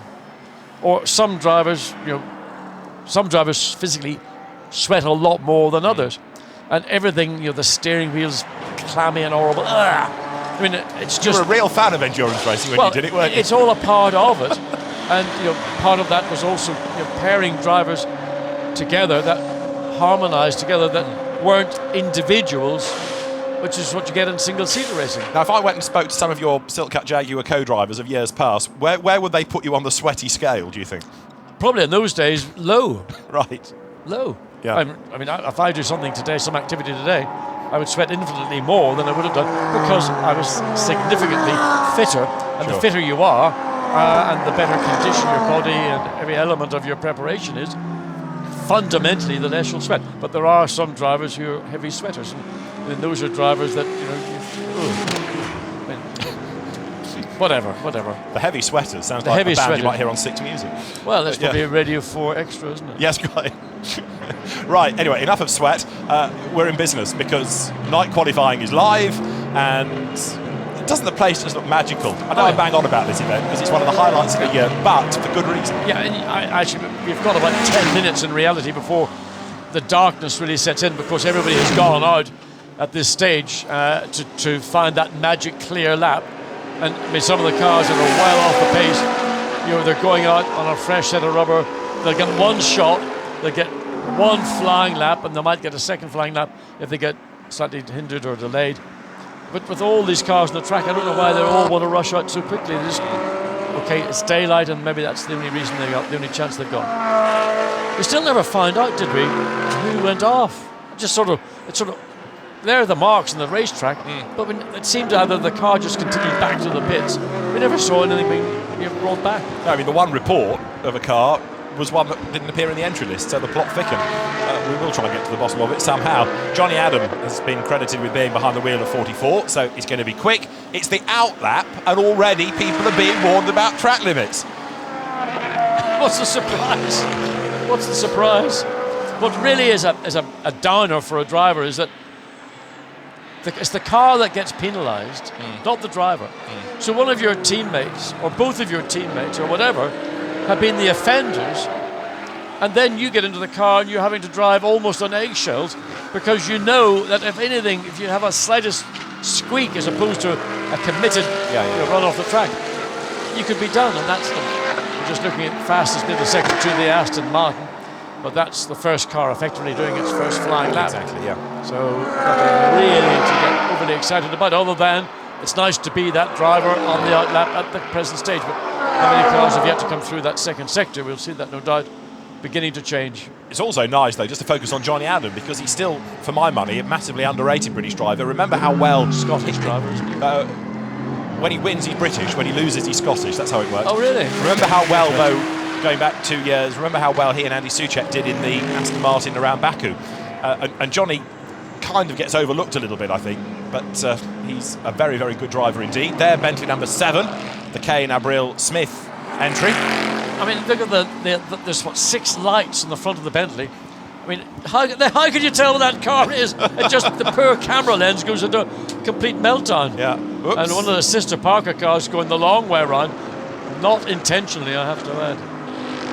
So I assume that's Stephen Kane behind the wheel. We have nothing to indicate otherwise. So first lap we've seen is from Johnny Adams at 2:19, so just over a second away from.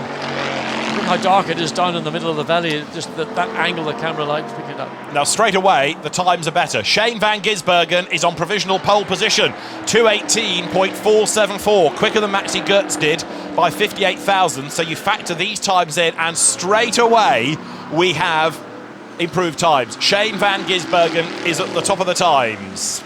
So we were pondering in the break between sessions, just off mic, where the McLarens might end up. Well, there's part of the answer. Straight away, McLaren now saying, right, that's what we can do. We're here. I mean, we've watched Mercedes, we've watched the quickest of the Audis chop and change over the top 5-6 positions. McLaren have not shown their hand. Bosch. And they've also, I gather, had a small balance of performance adjustment. Yes. I asked Rob Bell about that. He said, I have no idea. I don't know that. I just drive the car. They've had a little bit of speed basically taken away. That's the Bentley. Go. Ninth fastest. That Stephen will not be happy about that. He'll be happy he's in the top 20. Yeah. But nonetheless, just under half a second away. I mean, it sounds like an eternity, and it is if you're Stephen Kane in the Bentley, but nonetheless, currently comfortably in the top 20, but that still an hour, 53 minutes to go. But really, it's this first 15 minutes. And again, see how much traffic really having an effect on cars that are being bogged down on the way down into this long double left-hand. Number 90, Raffaele Giammaria, through on the inside to wriggle his way through traffic. And of course, much as we're thinking about times, there is another important reason why everybody has to do night qualifying, and that is to get used to the fact of what it's going to be like come the race.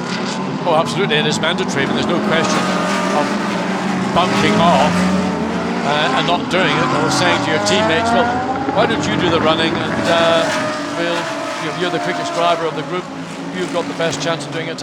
Every driver has to do it, and it is a mandatory requirement. Now, a lot of these cars are carrying these wands on their roofs, which is interesting. Suddenly, unnoticed when they were in daylight practice. You see, no one has further improved. So it's still the Shane van Gisbergen. That lap, 2 minutes 18.474, 58,000 for the second, ahead of the 88 Mercedes of Maximilian Goetz. But the light is beginning to fade rapidly. I mean, in the space of 10 minutes, it has dropped considerably. So you've got to get on with the program. You've got to make sure you've got the tyres on at the right time. You get that clear lap, and that lovely cooling, more dense air. There we are. That's what nighttime racing is all about. Haven't got a clue. Now the weather forecast for the weekend says it's going to be dry for the race. Do we believe it? We'll wait and see. 53 Giancarlo Fisichella ought to be one to watch in the next few minutes. Pulls over. Let some other cars go through. Yeah. So he's clearly not on a flying lap. And let's have a look and see where he is in fact. Well, I mean, he's on an out lap, and one is assuming. Or else he's hunting around. He's hunting around looking for a clear lap in that case, because that car with Giancarlo Fisichella, as with any Ferrari 488, one would expect to be again potential top 20 qualifier. Indeed so. So at the moment it's McLaren, Mercedes, Mercedes, Audi, Mercedes, Audi, Mercedes, Mercedes, Mercedes, Bentley. That's your top 10, based on improvements we've had within the first 10 minutes of this session. I mean, I'm assuming now that Van Gisbergen has done the, so far, provisionally quickest time. He's back in the pits. He's done his 2 laps in the dark. He's going to hand over to his teammates, Rob Bell and I keep getting it the wrong way around, Comledigar. That and they could almost, within 20 minutes, half an hour, park it. Yellow flag in sector 3, so somebody's had an off. Sector 3, the last third of the lap, when you run through Blanchimont up towards the bus stop. I'm just trying to remember if Comme Ledegaard did the race last year and therefore how much 24-hour experience he's got. But of course, another element that we haven't yet really touched on. But of course, in recent years, the Paul Ricard race has become the 6 hours running into the darkness, so that drivers get some mileage of racing at night, different circuits. Full course yellow in 10 seconds. Alain Adon shouts for the full course yellow. 5, and 4, Stephen Kane. 3, That's another reason why we've gone full course yellow. Full course yellow now. That's the Perfetti Acura SP Mercedes. Ooh, that's a big Michael old Lyons shunt at the wheel of it. That's a big shunt. Yes. A lot of damage to the car, damage maybe to the barrier. Again, parts of the under tray and the car detached, so that's a big hit. And that car will have to be removed, and again, we'll have to wait and see if there's damage to the barriers or not, whether it's acceptable to continue, or whether that part of the barrier needs to be replaced. It's always some discussion as to what we saw at Paul Ricard when the Bentley had that big shunt down at turn 4, and they just used it, frankly, a pretty crude mechanism to straighten the barrier out, not replace it, and then just put a tire barrier in front of all that. So I wonder, this full course yellow, will this translate? Oh, the Mercedes is driving.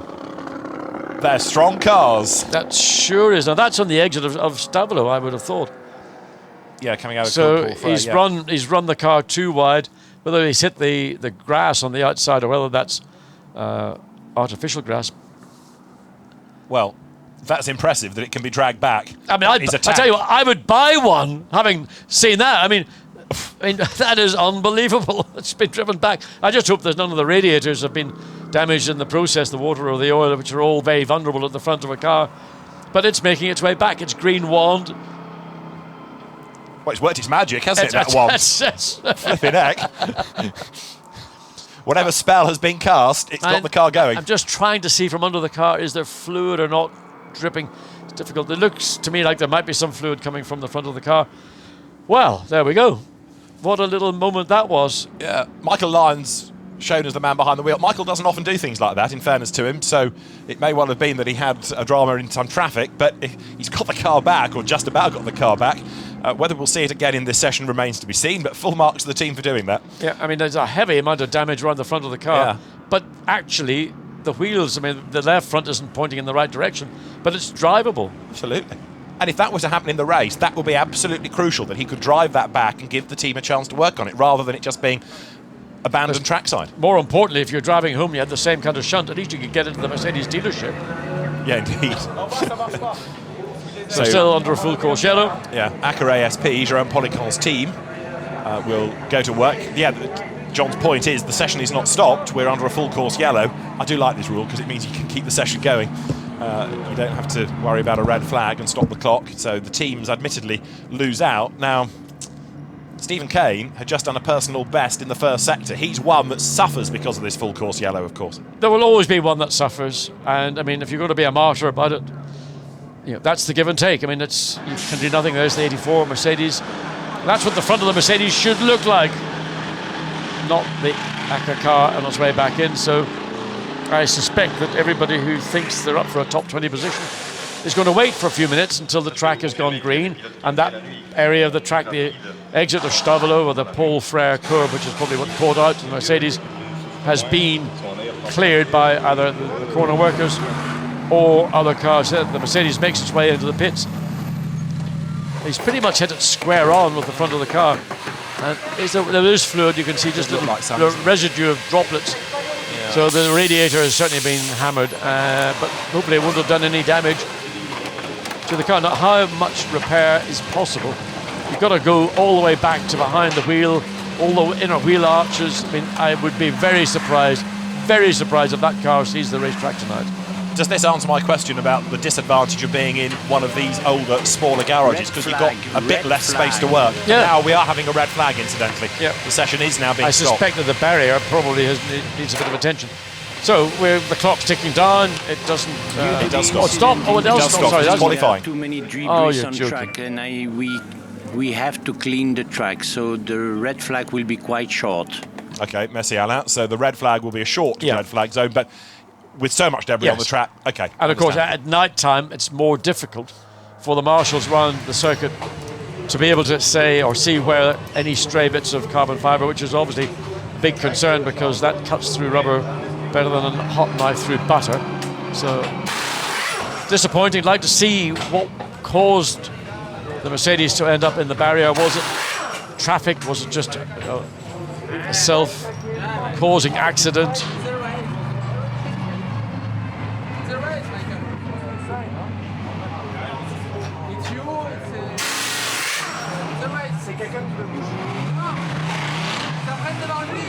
That sounds like another car involved. He hit another car. I prefer it's dangerous, huh? Yeah, I don't understand.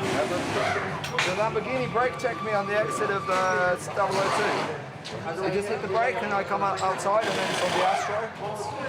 It's really dangerous, huh? Michael, looking, I've never seen him as animated as that. No, quite. I mean, you could see in his eyes, I mean, the adrenaline in his eyes is absolutely standing out on stalks. So he feels that he was brake checked. Now, I don't know why anybody would deliberately brake check you, but he might have been caught by the pace of the Mercedes running down. So again, if drivers are not on the pace, and we don't know, we're only speculating. Hopefully we'll get a word with Michael when he's calmed down, and let's hope that the damage to the car is restricted principally to the carbon fibre bits around the front and maybe the radiator oil coolers or something. Nothing structural. Track's gone quiet. Eerie. Yes. It is eerie. Yes.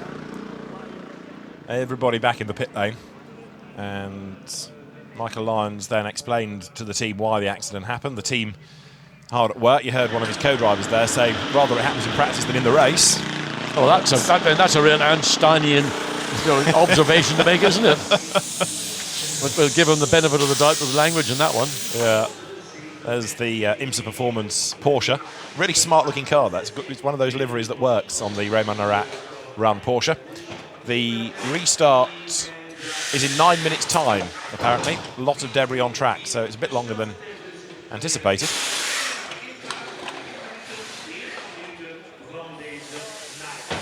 So there is the Porsche, headed that driving force by Patrick Pilet. Yeah, factory driver. Absolutely so. Yeah. So Porsche, while they're not represented by their, you might call their quasi-works team, the Manthey racing cars, they have placed some of their star talent in some of these privately and Pro-Am Porsche. Yeah, Kevin Astor is at Tempto. Patrick Pilet is there for IMSA Performance. And we've caught up with Michael Lyons down in the pit lane. Michael's got quite a lot to say for himself, I'm sure. Dakota is with him. Michael, tell me what happened. That's not really what I want to talk about in a race weekend. No, the Lambo just brake checked me. No, it was a lot of traffic. There was people messing around, but we come out of Stavolo 2 and I'm like right in behind him. I see him lift a little bit, so I go to move a bit and then he slams the brakes. It's like, no, let me know where to go. I got on the Astro and it was because I was so close when he brakes in the middle of the straight. Not a lot you can do. You swerve and you're on the brake and then you have a big moment. Did you see which Lamborghini was the culprit? I know it's one of the Barwell ones, but the number was on the wrong side of the car from where I was at, unfortunately. And what's the damage? It doesn't seem too bad. I think that it all drives pretty straight. There was no temperature issues, so hopefully it's a bumper and we can get back out. But it's scary when people do stuff like that. You're racing, you don't expect someone to stop in the middle, brake check you in the middle of the straight. I mean, anything can happen in racing. Yeah, it's not nice, but we'll live to fight another day. It's better now in qualifying rather than in the race, but don't want to see it again. Well, at least you have time to fix it before the real race begins, so yeah, hopefully the rest of qualifying goes well for you. Yeah, fingers crossed. At least it didn't ruin a new tyre run, so it's... Well, thank you very much. I know you didn't really want to talk about it. Thank you very much for talking. Thanks, guys.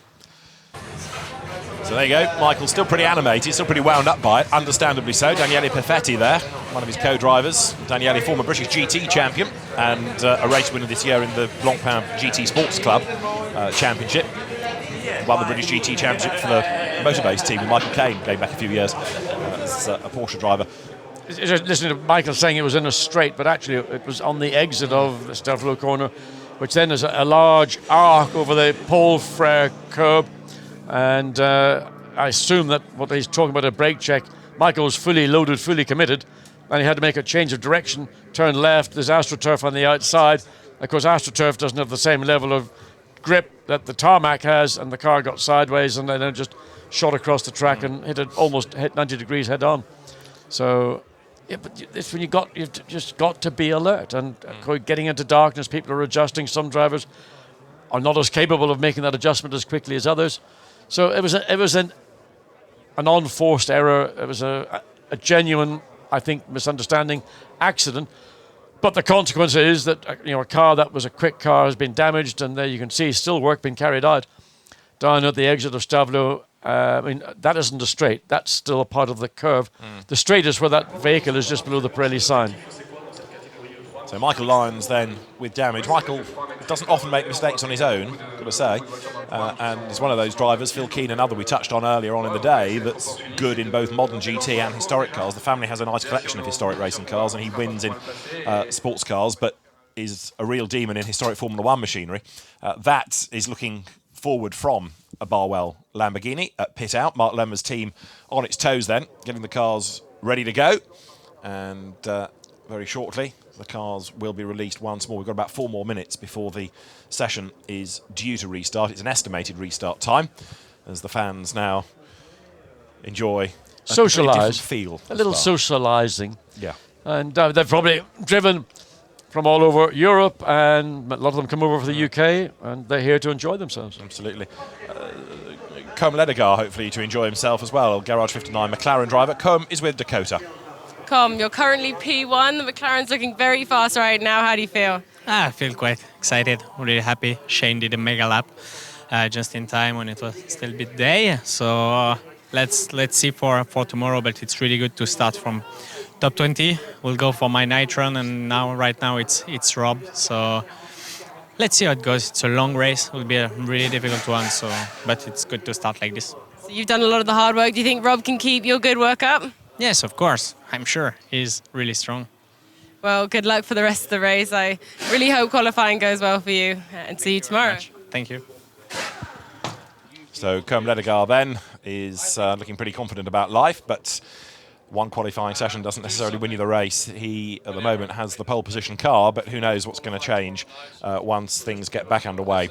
So we've got the marshals hard at work trying to sweep the track, clear the track, ready for this restart, which is about, 3 minutes or so away now before everybody goes back out on track. And down in the pit lane, TV crews are busy. You've got some of the manufacturers here with their own dedicated TV crews, such as the coverage that the event gets these days.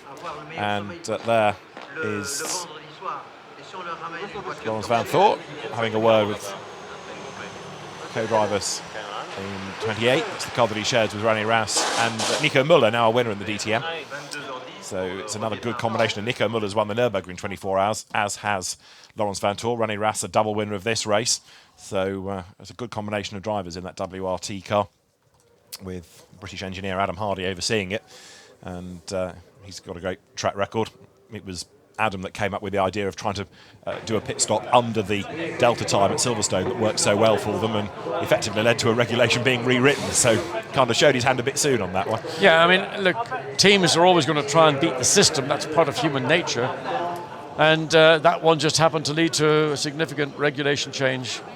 Yeah. I mean, there are other considerations, principally because there was a fear that the fully sponsored or almost quasi-works teams were going down a route which would involve greater and greater expense, and therefore that you'd create a sort of a first and second division of people doing pit stops. That was one reason. I don't think that was necessarily the only one, but it's the same for everybody.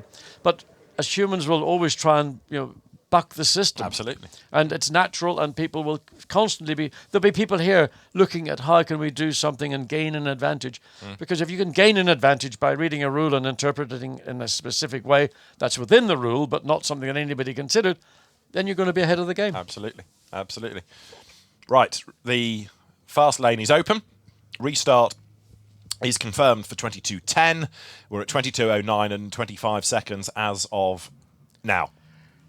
So just over half a minute before we get the session live again, and the clock had stopped, of course, with it being a qualifying session carried on checking into free practice.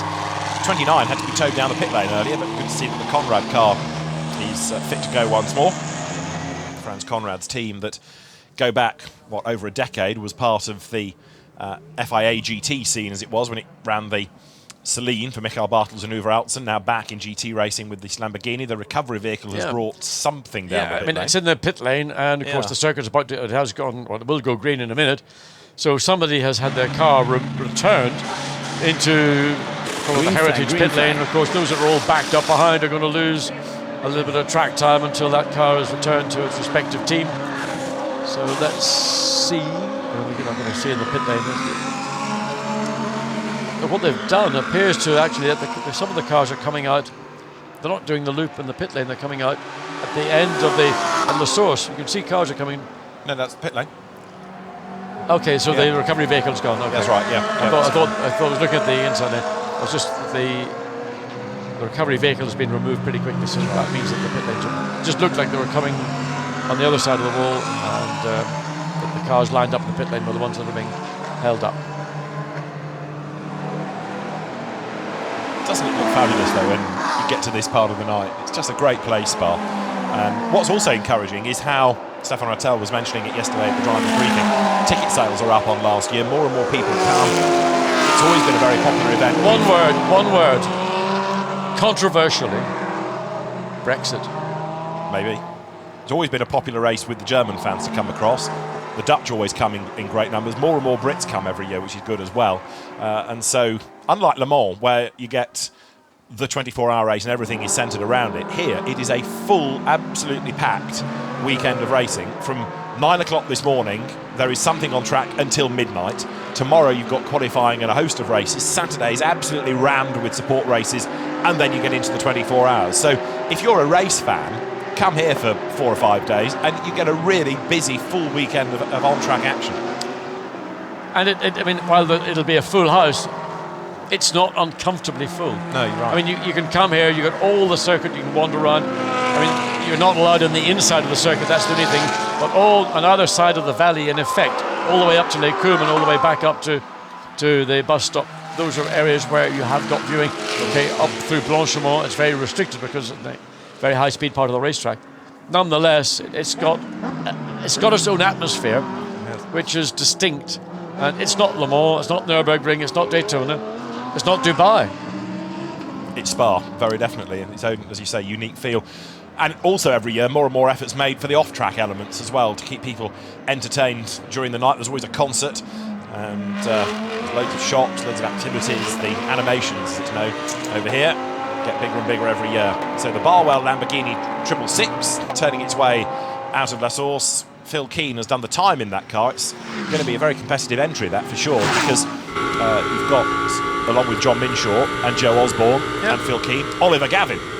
I noticed that Oliver Gavin, here we are on board the Lamborghini, but Ollie Gavin in a Lamborghini, that's a bit of a new one. But it's great to see him because he's got to look forward and think about what he might like to do. He's still a part of GM's Chevy Corvette team and all the races that take place in North America, plus selected events in Europe. As we follow the Lamborghini coming through the exit of Lake Coombe, this is the area of the track we saw just before the first part of this qualifying session was brought to an end. We never really did find out who it was that shed all its inner guards as we follow one of the Nissans. So down the hill, brake lights on the Nissan into corner. Still has no name to my knowledge. It maybe now has. Well, it is known locally as Speaker's Corner because in the old days, when the start and finish line was over on the old pits, the old track commentary box could see that start line and in the distance that one left-hander, and the circuit commentators or lay speaker could see that one corner, so they dubbed it Speaker's Corner. So that's its unofficial title, but probably it's now Turn 8 or something in modern speak. I think it still doesn't have a name. It's not a proper one, you're right. It hasn't a proper name and it's just given a number, so it's just sort of one of those corners. It's the most frustrating corner on the circuit because it's falling away from you and getting in an apex. Sometimes it's almost a compromise to get your apex. Here we're coming now out on the exit of Stavelot, coming up behind an Audi up the hill, and Lamborghini carrying that little bit more speed gets past the Audi very comfortably, so he can take his preferred entry into and he does that quite legally. Has to make a lift going into the entry of Blanchimont, loses a bit of speed in the exit as a consequence, but maybe a precautionary lift off, having to make a slight compromise, but nothing that was consequential. So into the final two corners, 18, 19, trying to get traction off turn 19. Again, it's a bit of a messy sequence of corners, but you've got to make the best of it. Comes across the line, Ollie Gavin 2:25.1, and I'd expect to see Oliver Gavin getting accustomed to the Lamborghini. Probably didn't get a lot, don't he even have any track time away from the circuit? Did he come here and do the pre-test or not? Not sure, because I thought it was a pretty late nomination of driver in that car, but Ollie is such a star, he'll probably adapt pretty quickly, I would have thought, but it'll be interesting to see his pace when we get into a race. The one thing I would say is that when Jan Magnussen did the 6 hours at Paul Ricard, and he got on the podium and we're talking, he said he could not believe how competitive, from the minute the light goes out until the minute the checkered flag is flown, how competitive Blancpain, SRO, GT, you know, endurance, sprint, whatever, is. And I thought, well, you're racing in America, you're in the Corvette team, that's pretty competitive motor racing. I think he thought that this was going to be a bit of a walk in the park. I think he imagined maybe it's because there's some gentleman drivers it's going to be, well, after you, Jan. Yes. Was it ever? And of course, Oliver Gavin, who's not taken part, to my knowledge, in very many of these Blancpain endurance or sprint events, has got to adapt to that. I mean, there's 25 cars out there, and he may not be even in my top 25. No, I mean, he's a Pro-Am, isn't he? Yeah. His car. He'll be quick, the car will be quick, but it's fighting for class position. Yeah, I mean, from a different perspective, when Andrew Marriott joined us a little while ago, he was saying he was blown away by the entry. You know, you look at the names, and it is true, this is an incredibly competitive championship, whether you talk about the overall GT series or the Endurance Cup in isolation. And you tend to look exclusively at those overall cars, but there are so many other good drivers. You know, take Matt Griffin. We've hardly touched on Matt Griffin, but he's one of this huge number of very quick drivers within the Pro-Am class. Just watching the 22 Nissan, I think it's like Sean Walkinshaw behind the wheel. They had one set of tyres. They're going to give it a run to see if they can get something out of this. They haven't had much success. They're currently 58th quickest lap that they've done, 2:22.2. And that's 3.8 seconds off the provisional pole. So this is an opportunity to make some progress, but it looks as if neither Nissan is about to make it into the top 20. On this occasion, the sister car, it's up in 43rd, so Adoniath in that car, and the 22 car, Sean Walkinshaw. So it comes across the line, and that is an improvement for, let's see where this is, it's still actually down in 58th place, so no improvement for the 22 Nissan. Looking into the pits, somewhat long faces, wondering where has our pace gone. At one stage, a year ago, 2 years ago, the Nissan was the car that led this race, certainly got plenty of performance, but getting left behind in terms of evolution of GT3 cars and up the hill. I mean, at night time, how spectacular is this? It's the flare and the flash from those titanium skid plates as the car leans into that left rear corner. No real change since that lap from Shane van Gisbergen, and I'm just beginning to wonder, has anybody outside of the top 20 made a conscious decision that, well, do we think we're going to make any significant improvements? We had a run in the opening minutes of this session. We've got to cycle our drivers. If we're not in the top 20, so be it. Let's cycle our drivers through and do all our homework and make sure that when it comes to Saturday at 4:30, let the top 20 go and have their little private battle for that, well, the first 10 rows of the grid. And let's just focus on what we're doing, get into a nice rhythm, get everybody comfortable in the car, get everybody adapted and adjusted to driving at night time. And one of the difficulties at night time, as you're just watching here, is you've got a quicker car closing down on you very rapidly. You may or may not have a clue who that car is. Your team might have told you on the radio that there's a quick car coming through as you went past the pits. On the other hand, you just maybe left to your own devices. So that's one of the difficulties you have. You cannot identify. And the Ferrari running a little bit wide, getting a bit of an oversteer moment as that was the Scuderia Praia car coming through Lake Coombe. We'll get another beauty shot looking down from the exit of Bruxelles. And the last of the light fading to the west. And then you can just see the power of the lights. Most teams having fitted additional driving lights. Interestingly, the Audi have fitted them to the top of the radiator intake. And I did ask one of the guys on the Audi team, has that made any difference to the car? Principally because the sensitivity of aerodynamics. You put 2 additional lights, and they've said these lights we have worked with, they're not the ones we used in the 24-hour race at Nürburgring. We think that what we've got is even better than we had at Nürburgring. So they're very happy. They're not the prettiest inclusion into the front of the Audi, but they've got to see at night time. They need that extra spread. I understand as well that the stewards are still going through lots of paperwork from the earlier session, and there may well be some adjustments to best laps, work in progress. So there'll be all these reports coming back. So then they've got to have a look and see if an improvement was gained on a given lap. So what we're talking about as the classification may well be a provisional one. It is a provisional one, and it might be provisional this time tomorrow night as well. So I mean, implementing a regulation and taking drivers some length of time to realise that all of a sudden it's a new game in town.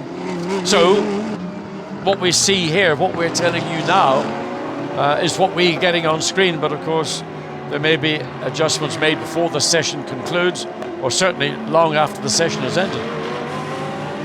What a famous emblem that is.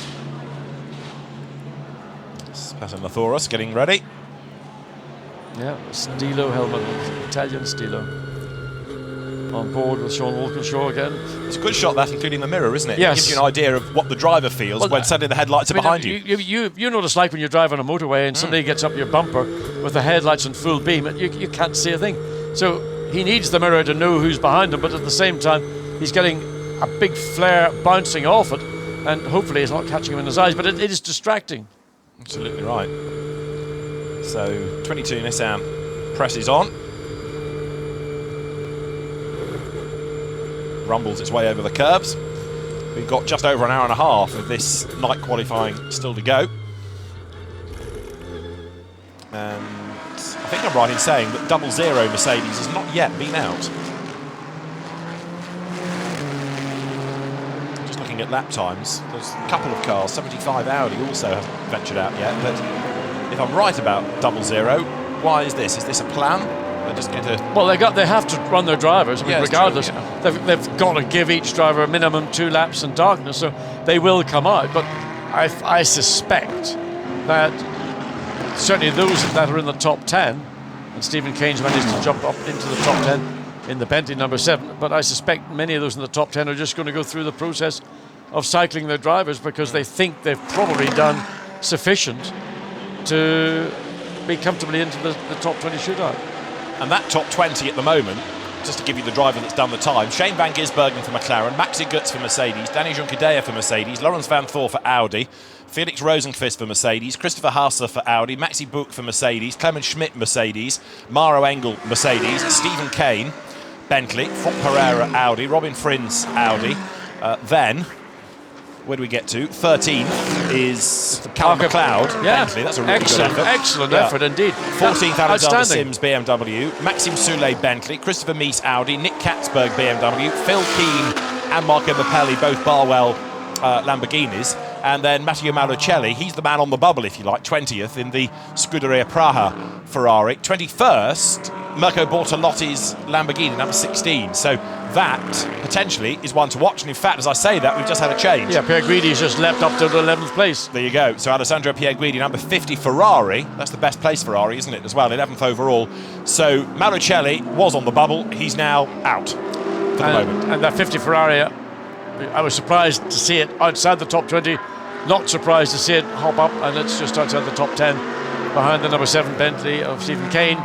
So that's good to have a Ferrari in that top 20 shootout. And we know 2 years ago, Alessandro Pierre Guidi in the 458 put the Ferrari onto pole position. Not for very long in the race, but nevertheless he held it. So 84 Mercedes out. Maximilian Buch behind the wheel. I wonder, is Max Buch looking for an improvement? His last lap was a 2:19.403. Best lap for that car is an 18.7. So let's see what the young German can achieve. There's it's coming up the hill, side of Stavelo up the hill. That's the straight bit, not the bit Michael Lyons was referring to. Then you make your first left turn as you make your preparation to get into Bonneville and then up the hill into the braking zone. So Book would want to improve in that 1 minute 18.7. He needs to find 0.3 of a second plus to go quickest overall. So let's have a look and see what the young German's going to make. Comes across the line, not going to do it this time. 2:23. No, don't know what that's all about. Look at the lights. I mean, you can it's a total whiteout. Absolutely right. Absolutely. So yeah, a gentle lap for the Mercedes that time around, as the Lamborghini crews prepare themselves for their turn behind the wheel. Laptop centre. It's like PT World, isn't it? I was going to say. I mean, look. I mean, I thought this was meant to be GT3 racing. I mean, you got as much computing power here as anything. The days of a stop watching a clipboard have gone, haven't they? It's. I mean, it's the backup. It's not what you see on track.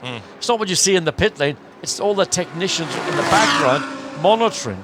You're looking at, strategies. Creating strategies. If you talk to engineers before a race weekend, many of them will say, "Well, I've spent all week doing run plans." Simulating what options they might have and trying to work out when's the right time to pit and when to. But every scenario has to be catered for, doesn't it? I don't want to sound like a dinosaur, but I thought motor racing was at the point you started the race, you gave the keys to the driver or drivers, and obviously in endurance racing, there's always been an element of it being a team game as opposed to Formula One, or single-seater racing, which is very much about the driver, and that's the big difference. This demarcation. You can call some drivers legends within sports car racing, but they are part of a 3 or a 2 or a 4 driver team. That's a different discipline, if you want. But to go back to the days of when literally you got into the car and it was between you and other competitors, and the only information you got was from somebody hanging over the pit wall with a board giving you a plus and a minus and whatever else, brief information they could get on the pit board. I don't know whether what we've got today is better, or you can call it just progress. Yeah, indeed. Can I just get excited on a numbers basis for a moment? We've now got all 65 cars through qualifying because 57 Excellent. Mercedes, Adam Christodoulou has gone 33rd fastest. He's only done 4 laps, but he's already up to 33rd. Adam, winner of the Nürburgring 24 Hours this year. He's done a 2:20.1, so he's in the ballpark. Absolutely, and you know what? He's got the freshest engine of anybody in the field. Well, that's absolutely right, isn't it? Yes. He's got the engine with the least amount of mileage of anybody in the field. That's something to look forward to. And that car, I reckon, will get a bit further up the order before the end of this session. Now, okay, we've probably got to the darker point now. Maybe stunning lap times are going to be a bit harder to come by, and the one that's lost out, as we've been saying, is Matteo Malucelli, who was 20th. That lap time of Pierre Guidi, just out of interest, to put him 11th, was 1/1000th of a second faster than Franck Pereira, who therefore drops to 12th of the times behind him. But just to illustrate how competitive GT3 is, and in fairness, that Claude Semon, who's the technical delegate, gets it right pretty much most of the time on the BOP, 1,000th between the Ferrari and the Audi. There's the fastest car in the field so far, and they're tuning up the additional lighting. So had they just added them now? I just wonder. No, they couldn't do that. I'm just wondering. They would have to have those lights in situ before the race started. But of course, they have to be scrutineered, wouldn't they? Like they have, yes. Yeah. But they certainly are doing something. Whether the lights are, I don't know what they're doing to them. I'm just thinking that they're surely it's the adjustment they're trying to get correct. Right, we've got more team managers being summoned to race control. One of them is from Classic and Modern Racing, another team manager from Garage 59. Yeah, they have, you're right. It's not the first time they've been to see the beak. But Garage 59's number 60 car is in some hot water. That's the Tappi, Durrani, Senna entry. And 75, Philip Salaquada, who's only 37th anyway, has had another lap time disallowed. 75 is not having a good day. It's Salaquada, Eduardo Mortara, DTM winner, and Marlon Stockinger. Okay, the question is, once each session is finished, if you've got, let's say, 3 marks against your name, is that then cancelled out for the start of the next session, or do you carry that through into this session, for example? Not quite sure as to whether one you start again for every session. You get 4 strikes and you're out, as it were. Does that just apply to the session, or does it apply to the entire sessions on the day? I think it resets for each session. I would assume this it would is counted as a separate session because it's a different. Yeah, time it's a bit like in tennis when you call for a review of a shot, was it in or out, and if you're wrong, then you got 3 per set. But for each set you start again fresh. So I'm assuming this is the same set. principle will be the same. Yeah. So this is a new set. That's my understanding as well. Yes. So try and get to the bottom of what's happened to number 60 McLaren if we can. There's 28 down the pit lane. So Lawrence Van Thor has done the time in that car, as 58 is wheeled back out. So take it out of the pit box, then drop it onto the ground where there's a bit more room. In fact, need some wheels on first, doesn't it? So don't drop it just yet. No, they're going to put the wheels and tyres back on again, then they'll operate the hydraulic jacks on the car to raise it up, pull the dollies out, and should be all set to go again. Let's stay with it if we can, just to get a glimpse of whether they're putting on, or which set of tyres they might want to put on. I'm assuming they're going to be the set that they might have used earlier rather than the set that they did the time on, because I would want to keep that set for either top 20 qualifying or possibly as a set as a race set.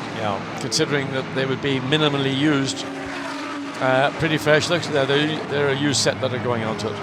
The Verviche, Dries Van Tor, Will Stevens Audi just had another lap time disallowed. Who's behind the wheel of that then? We're not convinced. We know at the moment. Will Stevens has done the time, but we don't have on Currently our timing screens the actual 28th current driver. And that's their best lap on that car, 1:19.930.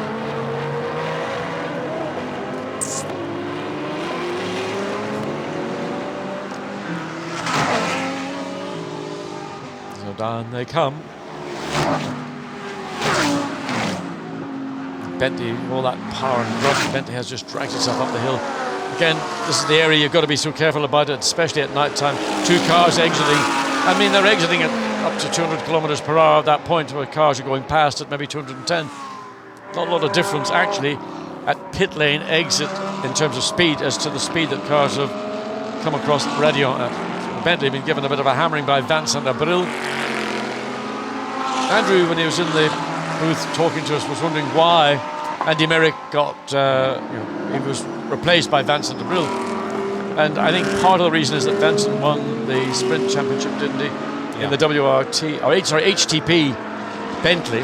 So he was, I think, seen as being a guy on the way up, a guy, he'd won the championship. Remember those, you may not remember that you weren't there, but extremely emotional scenes from Vincent Abril. I mean, just emotion poured out of every pore in his body. So maybe that was why M Sport thought that young guy on the move, the coming man. Just going back to tyres for a moment. We're talking about that McLaren and tyres. Full Super Pole, you are allowed 1 new set of tyres, which has to be purchased here at the event. You can't have a old set from somewhere else. It's got to be a new set bought here to run in Super Pole. Now, having run them in Super Pole, you can use them during the race, but not to start the race. So you can't run them. I think upset to start the race, but fine. you can use them during it. I mean, obviously, but it's interesting. I would have thought that the time that Van Ginsbergen did on that set of tyres, that would be a set of tyres he would keep then to start the race on if he doesn't want to start on a new set, or depending, they may not even have any new sets left. And some teams will be saving tyres. I mean, if you're not necessarily in a competitive position, in other words, you've used up most of your new set allocations.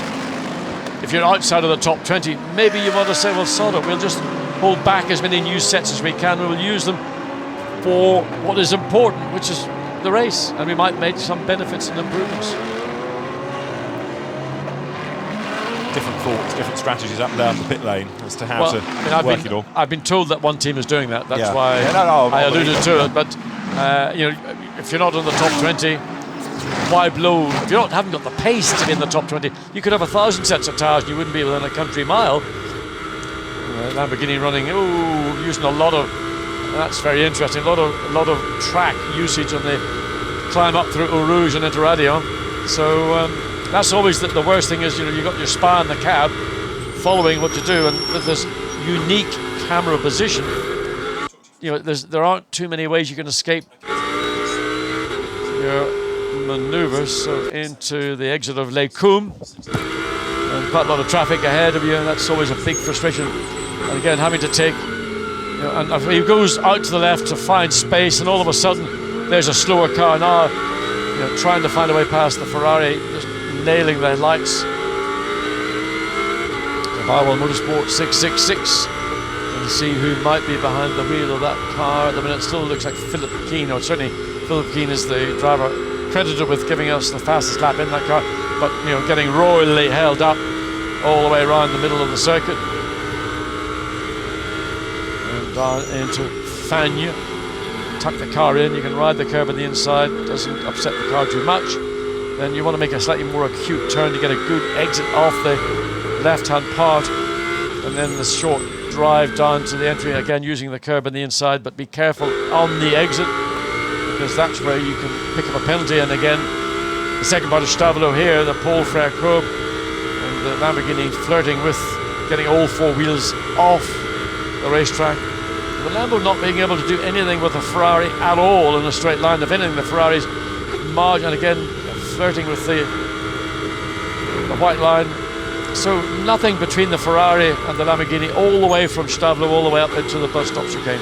I think that might be the 50 Ferrari, I'm not quite sure, just trying to get a look at it comes across the start-finish line. So it's about to make its way past the commentary booth. It's 55, I think. It was 50. Was right. 50? It was Okay. 50, yeah. That's probably a lot of the reason why they 55's at the head of that. Okay, so yeah. 50. So that's probably why the Lamborghini is struggling to make ground, because the 50 Ferrari is particularly quick. Now there is 57 Mercedes. Remember, we last saw it on stilts. New engine in it, and it's on track. And Adam Christo has got it to 33rd in the times. There might be more to come. Andreas Simonsen is having a go behind the wheel of it now. Adam Christo having done not only the important part of a half-decent qualifying effort, but also his laps in the dark. And now they've got to get everyone else cycled through before they get too giddy about going for a lap time. So good to see the car back out again. Interesting, spark coming through that left-hand corner with no name. I haven't seen many cars do that, so now they've got a rather low rear ride height, or maybe something's a little bit lower than it should be, but not many cars show to kick up sparks down there. So down the hill on the exit of Pujo into Fagnes, and it's frustrating for Simonsen, because he knows that he's got a car that potentially is quicker, but he's just got to be patient. He's got to wait. There's only a few parts in the circuit where he can use that additional pace to get a run, and that's going to be starting here. He's got to get a really good drive off the exit of Stavelot and then tuck himself under the rear wing. And if he can't get it done very shortly, then he's not going to get done before Blanchimont. And it doesn't look like he's going to have the pace to manage to do it. Next stop will be hard on the brakes up into the bus stop chicane. Doesn't look like he's sufficiently close to have a lunge down the inside. There it is. Ultra smart looking car, isn't it? Another livery that really works. Yeah, no, it's a very good. When he's up at night time, of course, it looks a bit like every other dark Mercedes, but nevertheless in daylight it is a good looking colour. So Simonsen now almost spending a lap behind the Audi with further traffic ahead.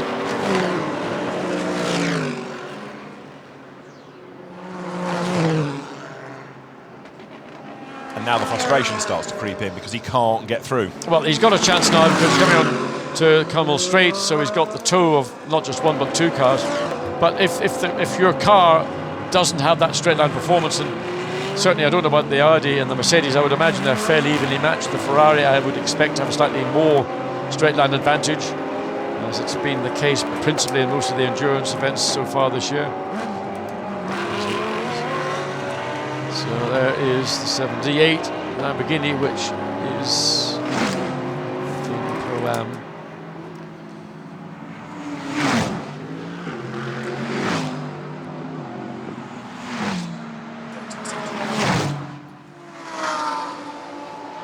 78, Marco Mappelli's time has been a very good one in 78 Barwell Lamborghini within this session, but the actual Pro-Am pole is Danny Juncadella from Q1, if you like. Let's call this Q2, but Q1 was the gun time set by Danny Juncadella, but Marco Mappelli in 78, now 20th, is the quickest Pro-Am within the night qualifying session.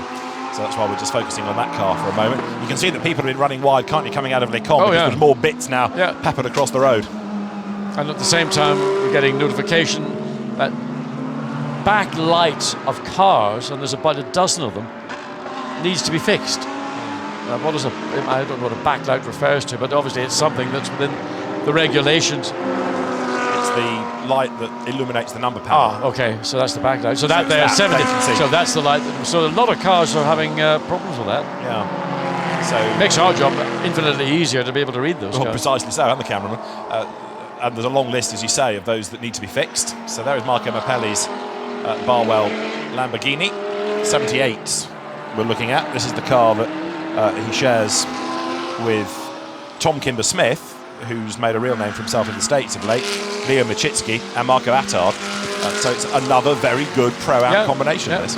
And if you're driving through Calais, just stop up Marco's business and load up. Yes, that's where he's made his money. Wine and beer distributor, British GT champion, and initially was to be found in Ferrari Challenge and then GT Ferrari racing, had a long period away, and came back rejuvenated with the Curia Cos, driving BMWs, and then with the Barwell squad into Lamborghinis. See his business resplendent on the side of the car. It's nice to see somebody who's had a success and then ploughing it into their passion. Yeah. For me, it's the other way around. I had the success, now I'm ploughing it into wine and whatever. But actually, Marco was, I think it's fair to say, he's been more successful since he came back to racing, because when he raced from, late 90s to the mid-noughties, he did okay. And then when he came back 3 or 4 years ago, perhaps with better co-drivers maybe, but he's learnt a lot from having the likes of Alexander Sims drive with him, but he has been much better, much more successful. Yeah, I mean, sometimes, you jokingly refer to other analogies, but I mean, maturity and age, the two things come together, and suddenly things that you might have been very impatient about, you learn to moderate and learn how to use your energy, your maybe even sometimes your anger positively. As we look at the 84 Mercedes, currently in 7th place. So down the hill into Bruxelles, and I'm assuming the last lap of this car was a 2:19.403, which is about sort of 7/10 away from its best. I mean, it's not a bad lap time. 7/10 off the car's best, probably at a time when it was on its freshest set of tyres, although I think that time was set actually in the first practice session rather than in the second practice, the one we're in now. Nevertheless, that's not a bad nighttime time. No, it's good, isn't it? It's good. On this lap, this car just a bit down in the first sector through the Piff Paff, and heading up once more towards the round through the middle sector. The car third in class, according to the Lumi rank, but I would argue with that. Looking at the classification that we have, but I might be, sorry, correct myself halfway through the sentence, it's third in class in this part of qualifying, isn't it? What we have are the overall standings, but it'll be third within this night qualifying session.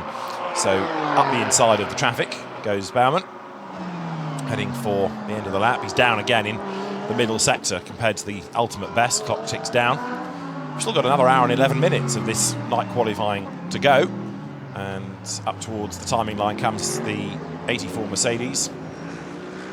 Maxi Book did the gun time earlier, and 7th for car is if you take the two elements together. So the car gets into Superpole, that's the key. They want to be in that top 20. This is the session where effectively the onus is on being in that top 20. It's your last chance, so he's got to get in there. And for 84 Mercedes, they're good. Matteo Malucelli's 34 Ferrari, 21st. That's the one that was in and got bumped out.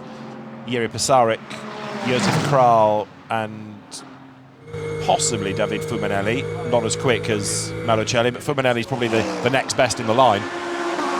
But it really does need Malucelli to be back behind the wheel to get the car back in. It might be that some teams now take this part of the qualifying session to run the other drivers to get their mandatory laps out of the way, and then maybe right at the very end put the gun back in and see whether there can be an improvement. It might be the plan for some, might not. 23 Nissan is out, I think I'm right in saying, of the top 20.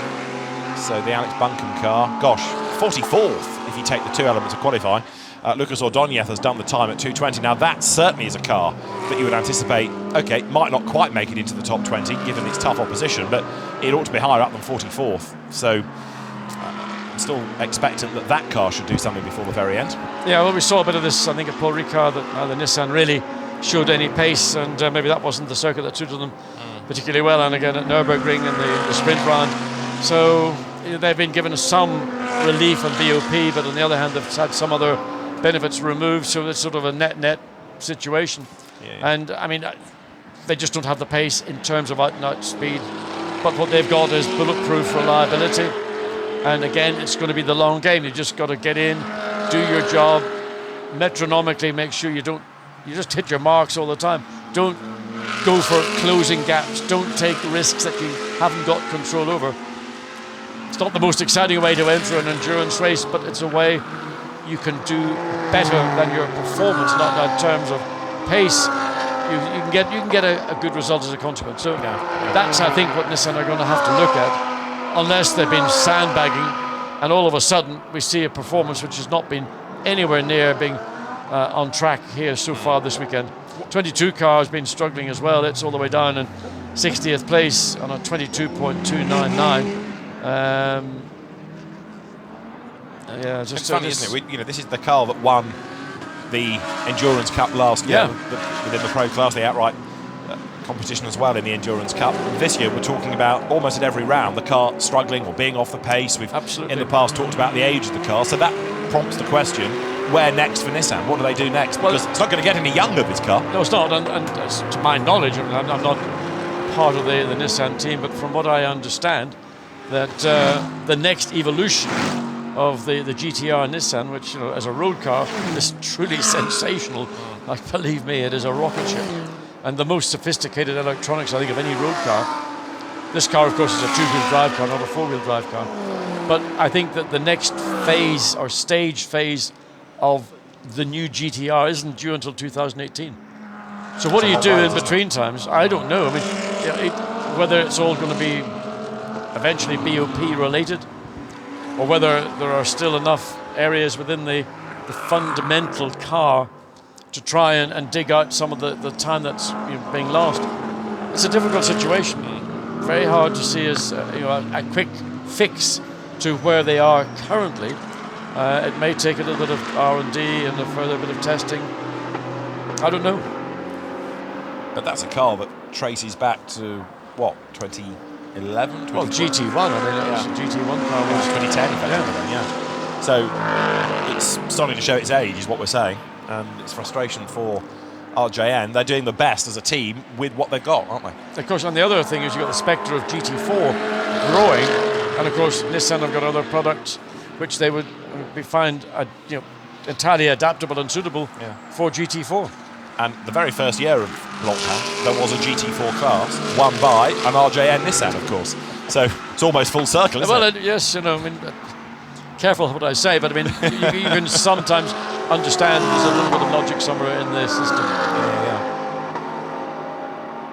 Now, through the darkness, the headlights puncture, and 98 BMW, that's into Super Pole. Nick Katzberg has done the time.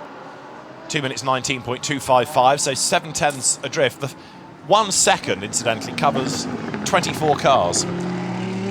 Well, bad going, is it? I have to say, I would have thought it would have been 1 second covering 40 cars.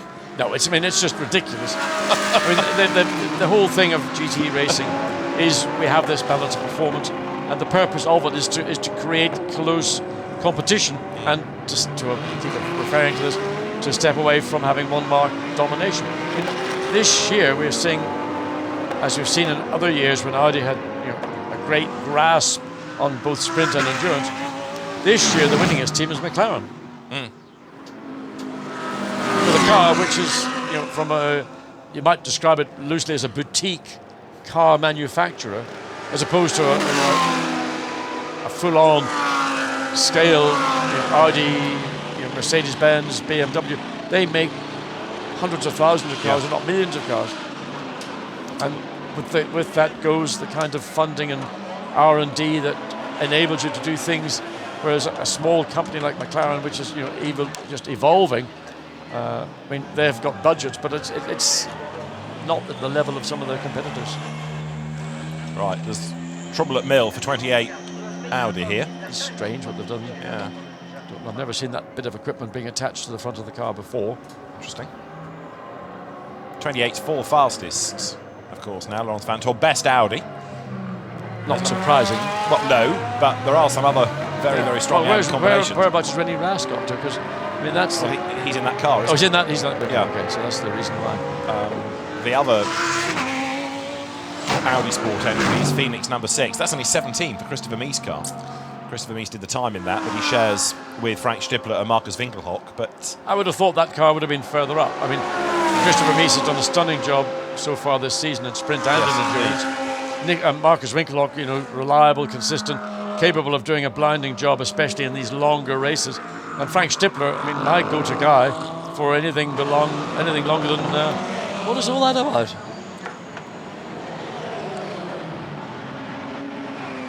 I'm intrigued. I'm really intrigued, because I've never seen that bit of equipment. I know the weather can be bad around here, but a snowplow is not what we need. You needed it on the Nordschleife for the 24 hours there when the race was stopped. I know. Is that something to do with headlights? Is that something to do with the headlight setup? So they reflect off that. So I just wonder, because the headlights are on. You might be right. So I'm just wondering, is that something that they have as a mechanism to adjust the headlight spread or the height or whichever? Good game, John. Good game. I like your thought. Well, I don't know. I'm just sort of trying to... Why would the headlights be on when the car is stationary in the pits? So maybe it's just some kind of... They've got those other driving lights on. I think it is. You can see on this side there are graduations on it, which must be there to... I mean, what other team in the pit lane would create a piece of equipment like that where they can make an adjustment on the headlights? Rennie Ras having a little look. No, I like the lights a little bit higher. There you can see the on the bit of... There we are. So they've got to get the beam within a certain part of that box on both sides.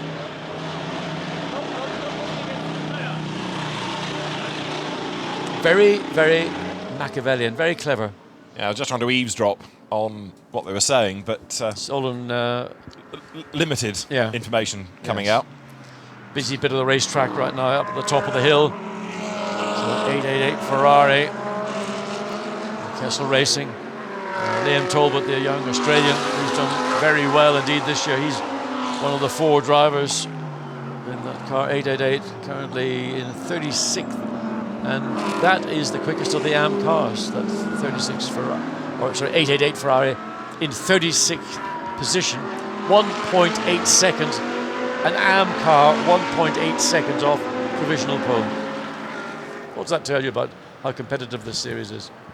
It tells you also that Claude Sermon, who is the man charged with keeping a balance of performance to work for everybody, does a pretty decent job, doesn't it?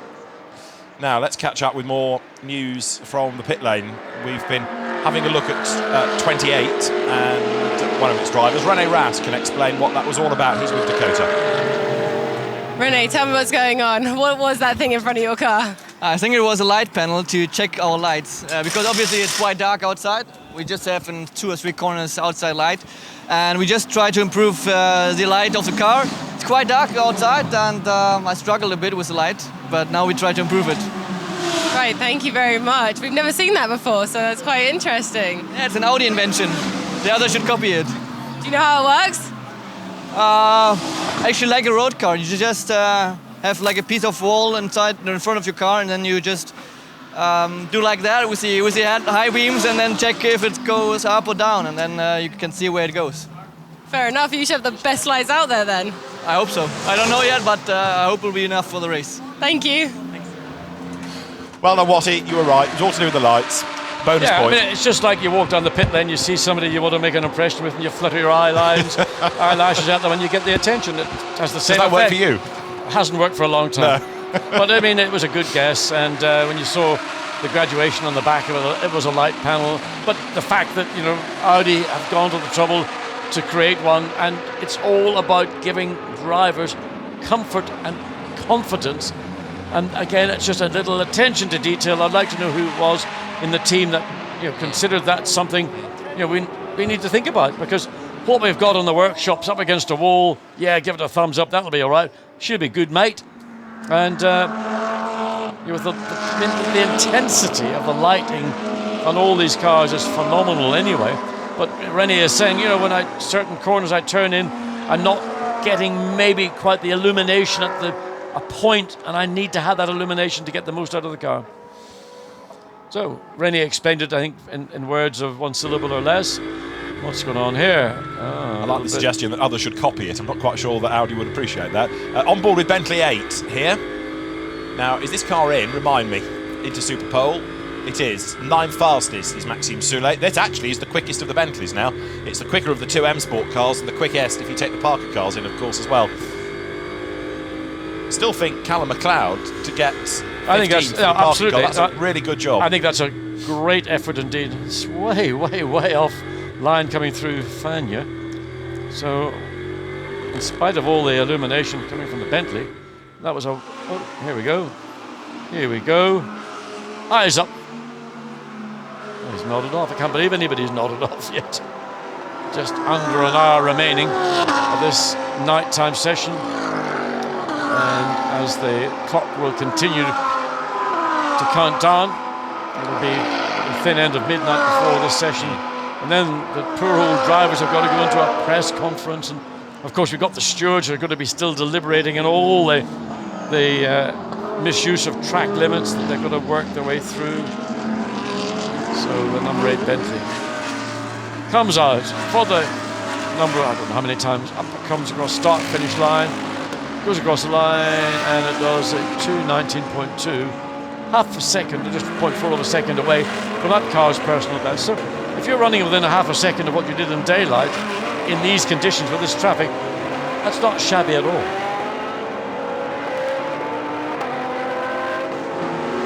So that's the Soucek Soulet ride car, number 8. The quicker of the two M Sport Works Bentleys, pounding its way uphill. The trees, speed building all the time on this long, long drag. This is the real power part of the circuit, up towards Les Combes. Oh, and somewhere in all that brightness, there were some cars. Well, goodness me, was it ever bright. Yeah. And look at the exhaust glowing cherry red. And I love that. There's two things, cherry red exhaust and cherry red brake discs. Oh, that was a bit lumpy in the exit. Wide. So straight away, gravel's brought onto the circuit. Meanwhile, if you're on board a Nissan, this is what it's like. That's a great shot. You can really see how the driver has to work and how much he gets thrown around in the car. You're not aware of that actually when you're behind the wheel. It's only by. Well, we're looking at Matthew Simmons, and he's clearly on somewhere that is straight. And coming up, I assume, up into, is this the bus stop chicane? Let's have a look and see. Yes. I think it's the bus stop chicane. Yep. Slow, right, left. No, it's not. No. It's not. It's the pit lane. He's in the pit lane. That couldn't have been. Oh, okay, he made a left, right, or right, left. So he must be down to Bruxelles now. So he's come through Les Combes, down to Bruxelles, going down to a corner with no name. So he's on the first third of the lap.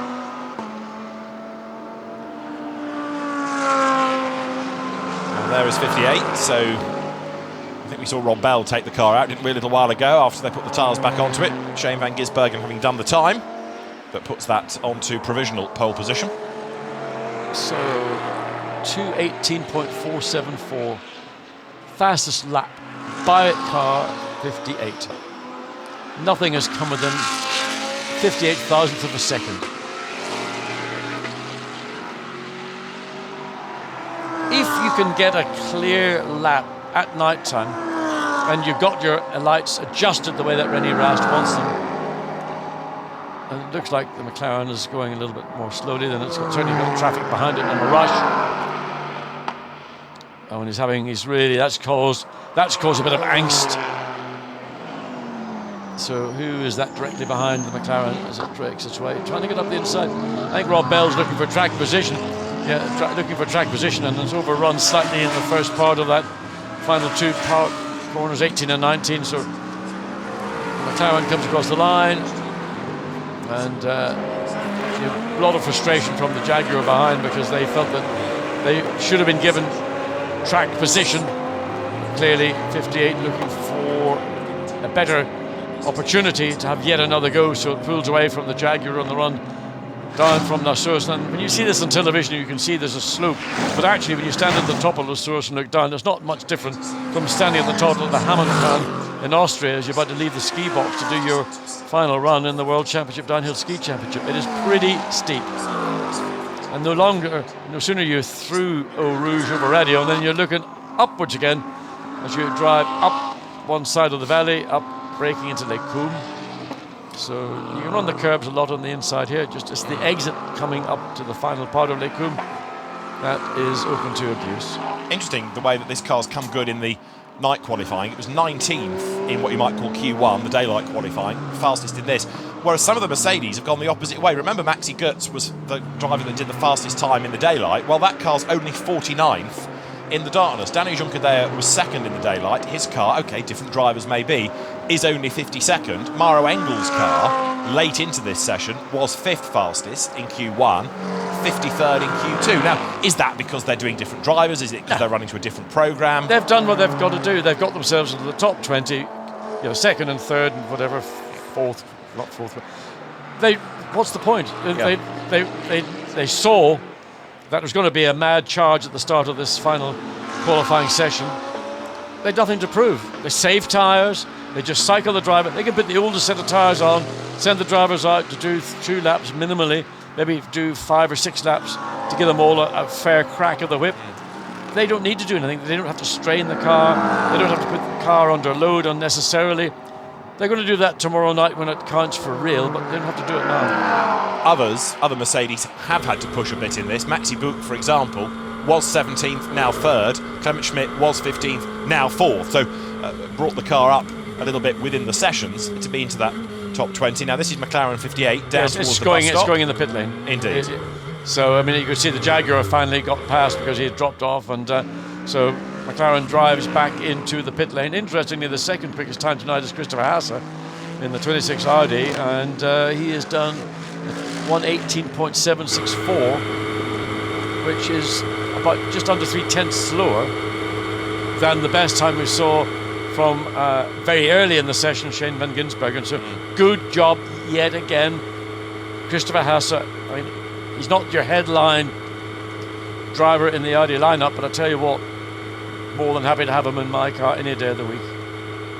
So this is the interminably long run at the Garage 59 Team McLaren and others on this, the heritage side of the pit lane at Spa, sitting at 50 kilometers per hour. I mean, you could have your supper by the time you got down to the garage at the end of the pit lane. Sits on the speed limit button, just holds the button. This would drive me nuts. It would drive me nuts. But you should think back to Mazzano, when Rob Bell in the McLaren, when we had a full course yellow situation. Rob Bell pushed the wrong button on the steering wheel. He thought he was on the speed limit button. He was full throttle, and he burnt the platinum in the heat, not the heat exchanger, but the catalytic converters.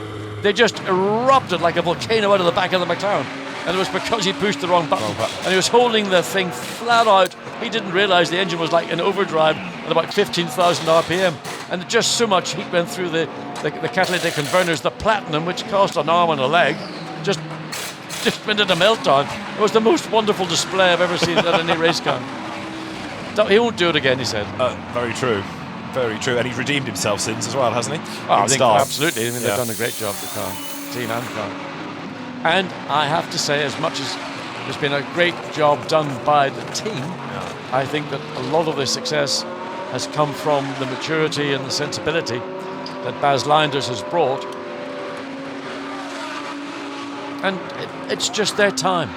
Every team in every race series in every country in the world will have their day in the sun, or in this case, their day in the moon. And somebody stopped. Yes, that's down to Stubb. No, it's not. It's under Fania. Yeah. It's Fania. Yeah, little flip flap. They call it flip flap. But it's just sort of lost it on the entry and mounted the grass on the inside of the first part, but got going again. So no problem. So that was 53, wasn't it? Ferrari. Yeah. Gets going again from the pit bath after it's off. That's the car that Giancarlo Fisichella is one of the drivers thereof. And just looking down at the car 84, which is third quickest tonight, 85 is fourth tonight, and car 8, the Bentley. Okay, what do we got here? Oh, look at that. What a gorgeous looking car that is. Oh, I've got one just like that in my garage. And that's 230, which is the quicker of the two in the national category. So it's the 911 GT3 Cup. Gregory Pace at the wheel of it. But this is, if you like, a reintroduced class for national category cars to come and take part in the event. Now let's head down to the pit lane. Mauro Engel's Mercedes, 5th quickest in the earlier session, only 53rd in Q2. Let's find out more about Mercedes' tactics with Dakota Mauro. Mauro, tell me what's going on. You were quick and now you're not quick. What has happened? Oh, we're just obviously preparing for the race now. You know, at the moment we're comfortably within the top 20, which is the aim in qualifying. And we're obviously now preparing the race with higher fuel loads, you know, older tyres and so on. And so lap times are a bit slower in this second session so far. We'll have a look and see how things develop. If we stay, I think we're P10 at the moment, so we're quite safe. If we do slide further down the order, then we'll go for another quali run. And have you learned anything interesting so far? Oh, lots of things. Been quite a good day.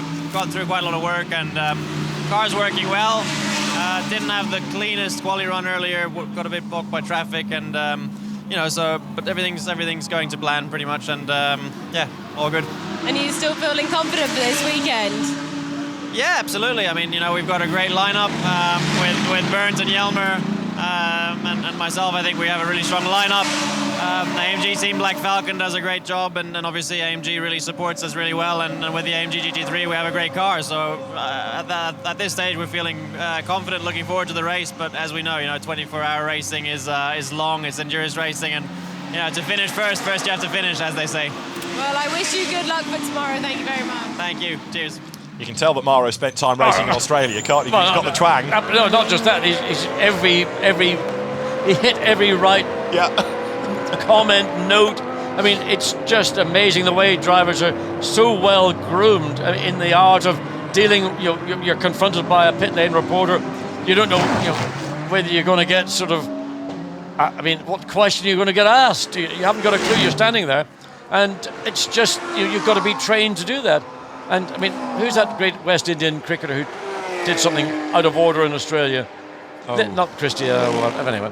You never know what you're going to get asked. Yeah. And okay, if you've done a quick lap, you know you're going to be asked, how did it feel? The usual question. But in this instance, they're not running quickly, and he's given an answer, and it's a logical answer. But it comes from media training, and the fact that so many drivers today, it's really difficult to catch them out. I mean, with a question, that is. That's true, yeah. But Mauro Engel, runner-up in the British Formula 3 Championship quite a while ago, spent some time with Mercedes in the DTM, was moved to the Mercedes Erebus program in what's now Australian Supercars, then V8 Supercars, and has kind of come back into European racing. And like I say, he was just a hero in the Nürburgring 24 hours. He was in two cars as well, and both finished well. He won in one, and I think was he fourth in the other? Anyway, he was just an absolute star, and has won for the last 2 years the GT race at Macau, which of course last year was the FIA GT World Cup for the first time.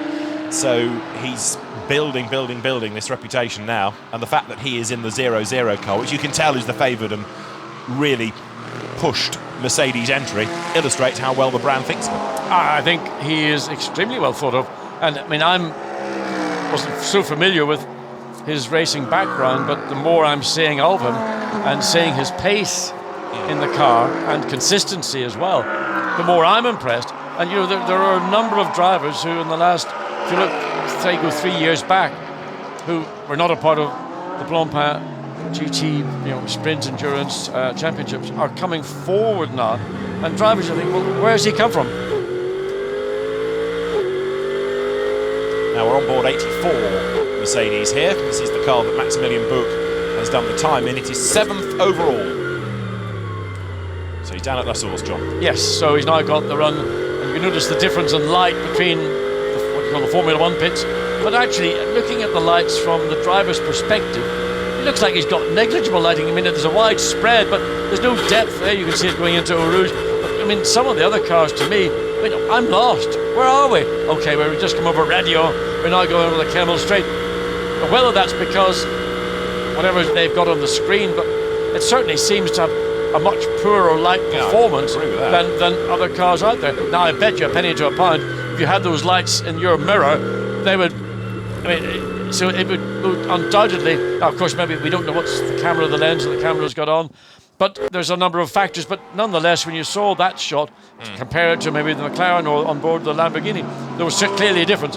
One might assume that there's something in the camera position which is a contributory factor. But nonetheless, 84, and let's see, their last lap was the best lap so far, 2:18.7, which is a very good lap, in fact, in this session, third quickest overall. As you saw from the screen, the illuminated number on the screen indicates the position within the category that they're in. The 03 represents this session. They're the third quickest in this session.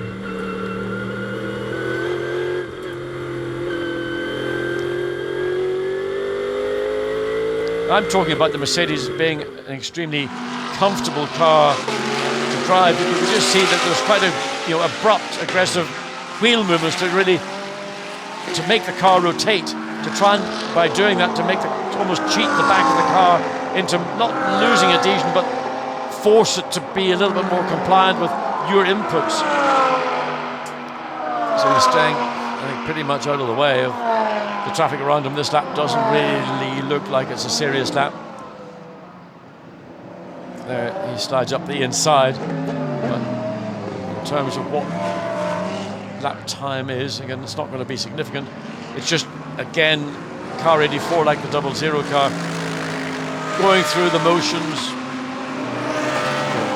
giving the driver, the lights in the car, actually, from that perspective, just, massive lights. So whatever it is that's in the car, that's having a bearing on what we're seeing from the camera shot, and therefore being able to show you on screen. Just under 45 minutes to go. And thunders his way down into Eau Rouge and up over Radio. So get into that lovely rhythm. Just let the times begin to flow, and when things come to you in that rhythm, you're going to have to deal with traffic eventually, so you're going to break your rhythm. You might want to try and pass a car on the exit of one of these three corners at Les Combes. Your second, you can't do very much. Third, you can maybe get a bit of a run, but it's always a bit of a risk to dive down the inside because it's easy to defend, and inevitably you have a closing gap, and that's the last thing you want to do in an endurance race, is to get involved in an incident and a closing gap, which would be an avoidable incident. So the number of corners around this 7-kilometre racetrack, which are realistic overtaking positions, assuming you get a good run off the preceding corner, are pretty restricted. Even down into Poho, you need to have a lot of grunt off the corner to be able to get alongside. If you can't get alongside, forget it. Same coming down here, the exit of Poho down into Fagnes. It's not the easiest of places to launch a car down the inside, and quite often if you do, you wrong foot yourself, and then the undercut's always available. Nothing here on the exit of Fagnes down into Stavelot. It's only a very short squirt, so on the brakes. It's again all about preparation. From here, you're doing your homework to make sure it may not come on the exit of this corner. It may not come before you get into not Bonneville, but Blanchimont. Bonneville's the old circuit. And then the last chance you get is into the bus stop chicane.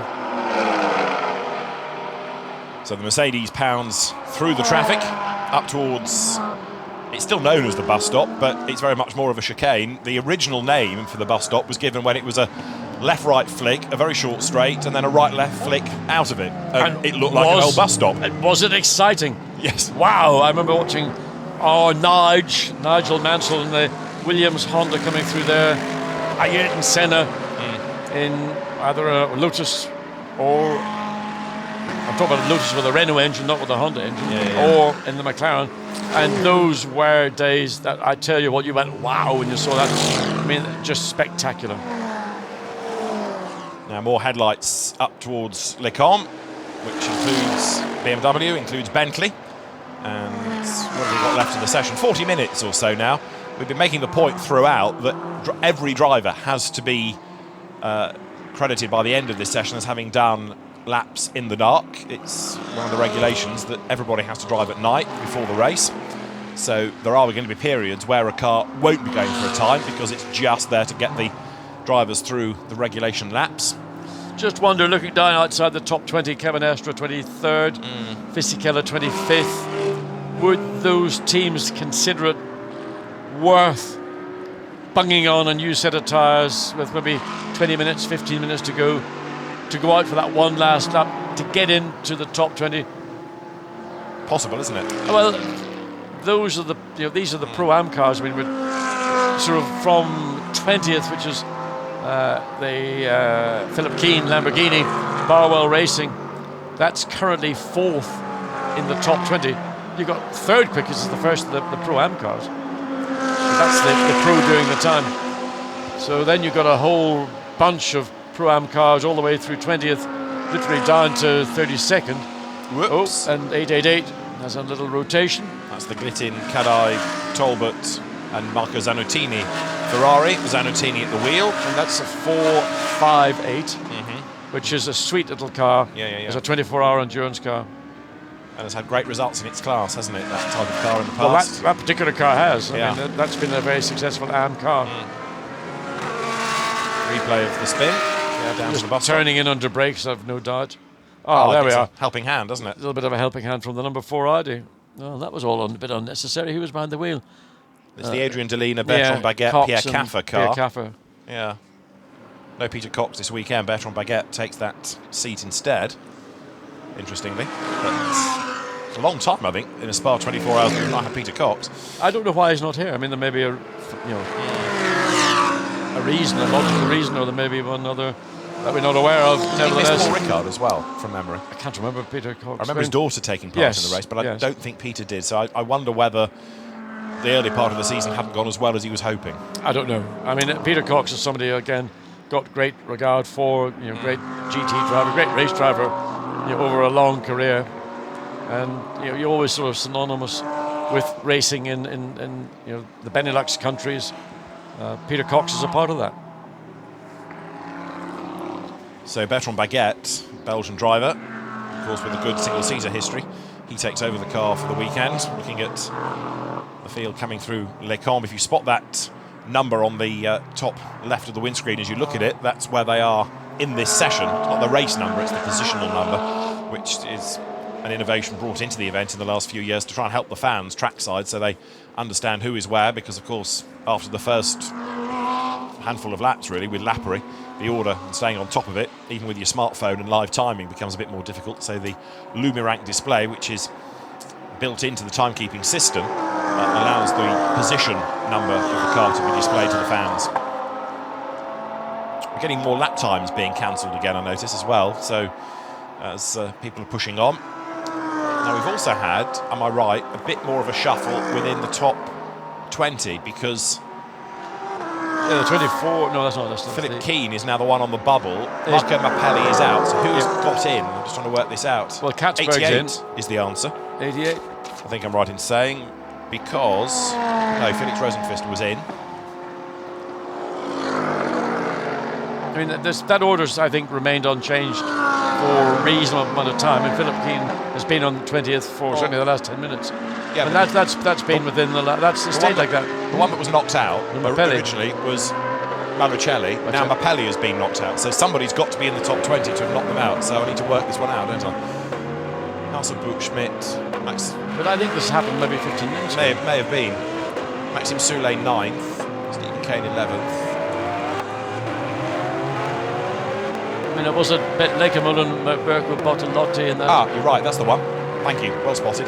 Mirko Bortolotti has done number 16, 17 fastest. That's the answer. Well done, John. Thank you. So Mirko Bortolotti's Lamborghini is up to 17th. That's the answer. So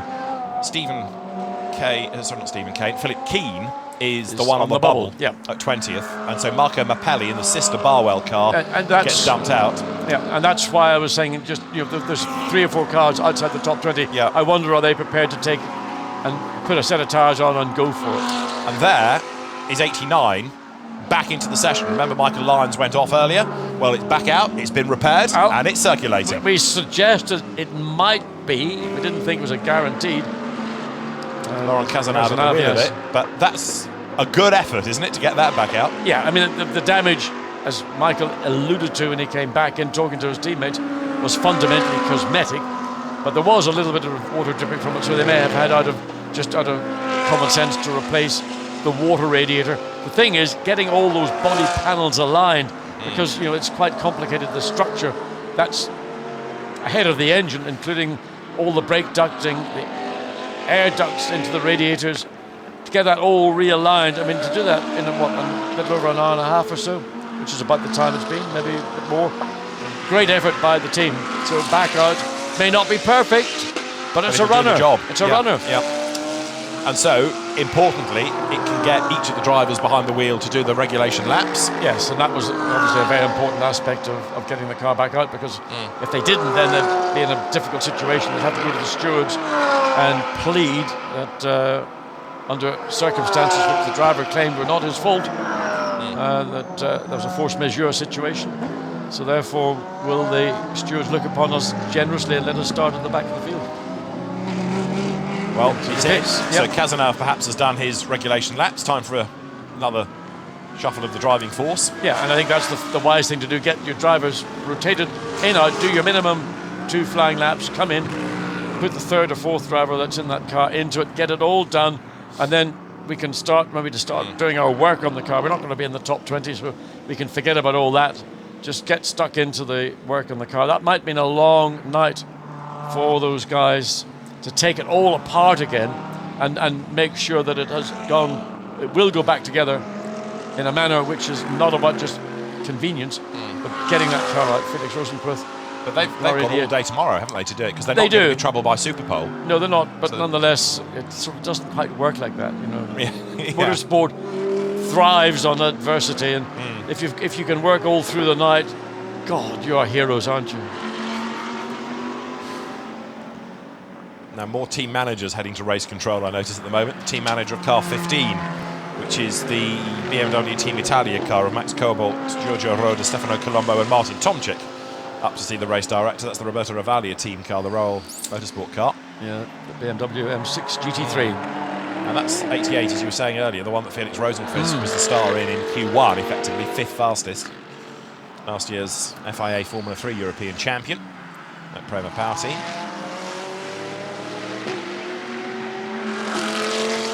Drove with Mercedes engines in Formula 3. Mercedes kept an eye on him, and instead of putting him into a DTM project, some GT drives, but also he's been racing in America, hasn't he, this year? Yes, and I think he's looking to North America to further his single-seater aspiration. Michael Lyons, who was behind the wheel of the 89 Mercedes, the car is back into the pit lane, and good old tank tape, that well-known mechanic in the pit lane. Yes. Everybody has a tank tape. So where would motor racing be without tank absolutely. tape? Yeah. And there's gaffer tape, another description for it. Just probably a little bit of vibration on the front splitter, so they're just adding a further bit of tape to try and mitigate all that as much as possible. Nevertheless, good job by the team, and credit to them to get that car back out and give all their drivers a chance to get their nighttime lap complete.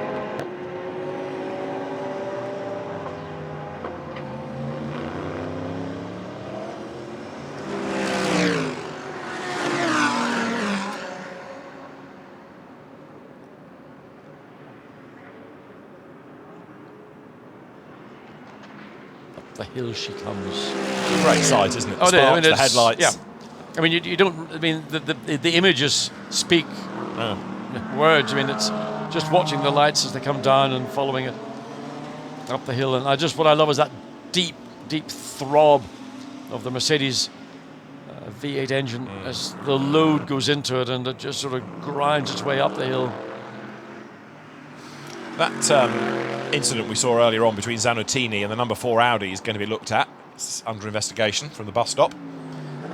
I think the Audi might be considered to be in the wrong there. Yeah, I'd go along with that. Yeah. So, I mean, obviously the driver thought he had a chance, and that's sometimes the difficulty, because you have to sometimes make assumptions that the car that you are closing in on is going to give ground, and therefore you're quite entitled to go up the inside and take the corner away, and then you get that late cut, and all of a sudden you're just trapped. You've got nowhere to go.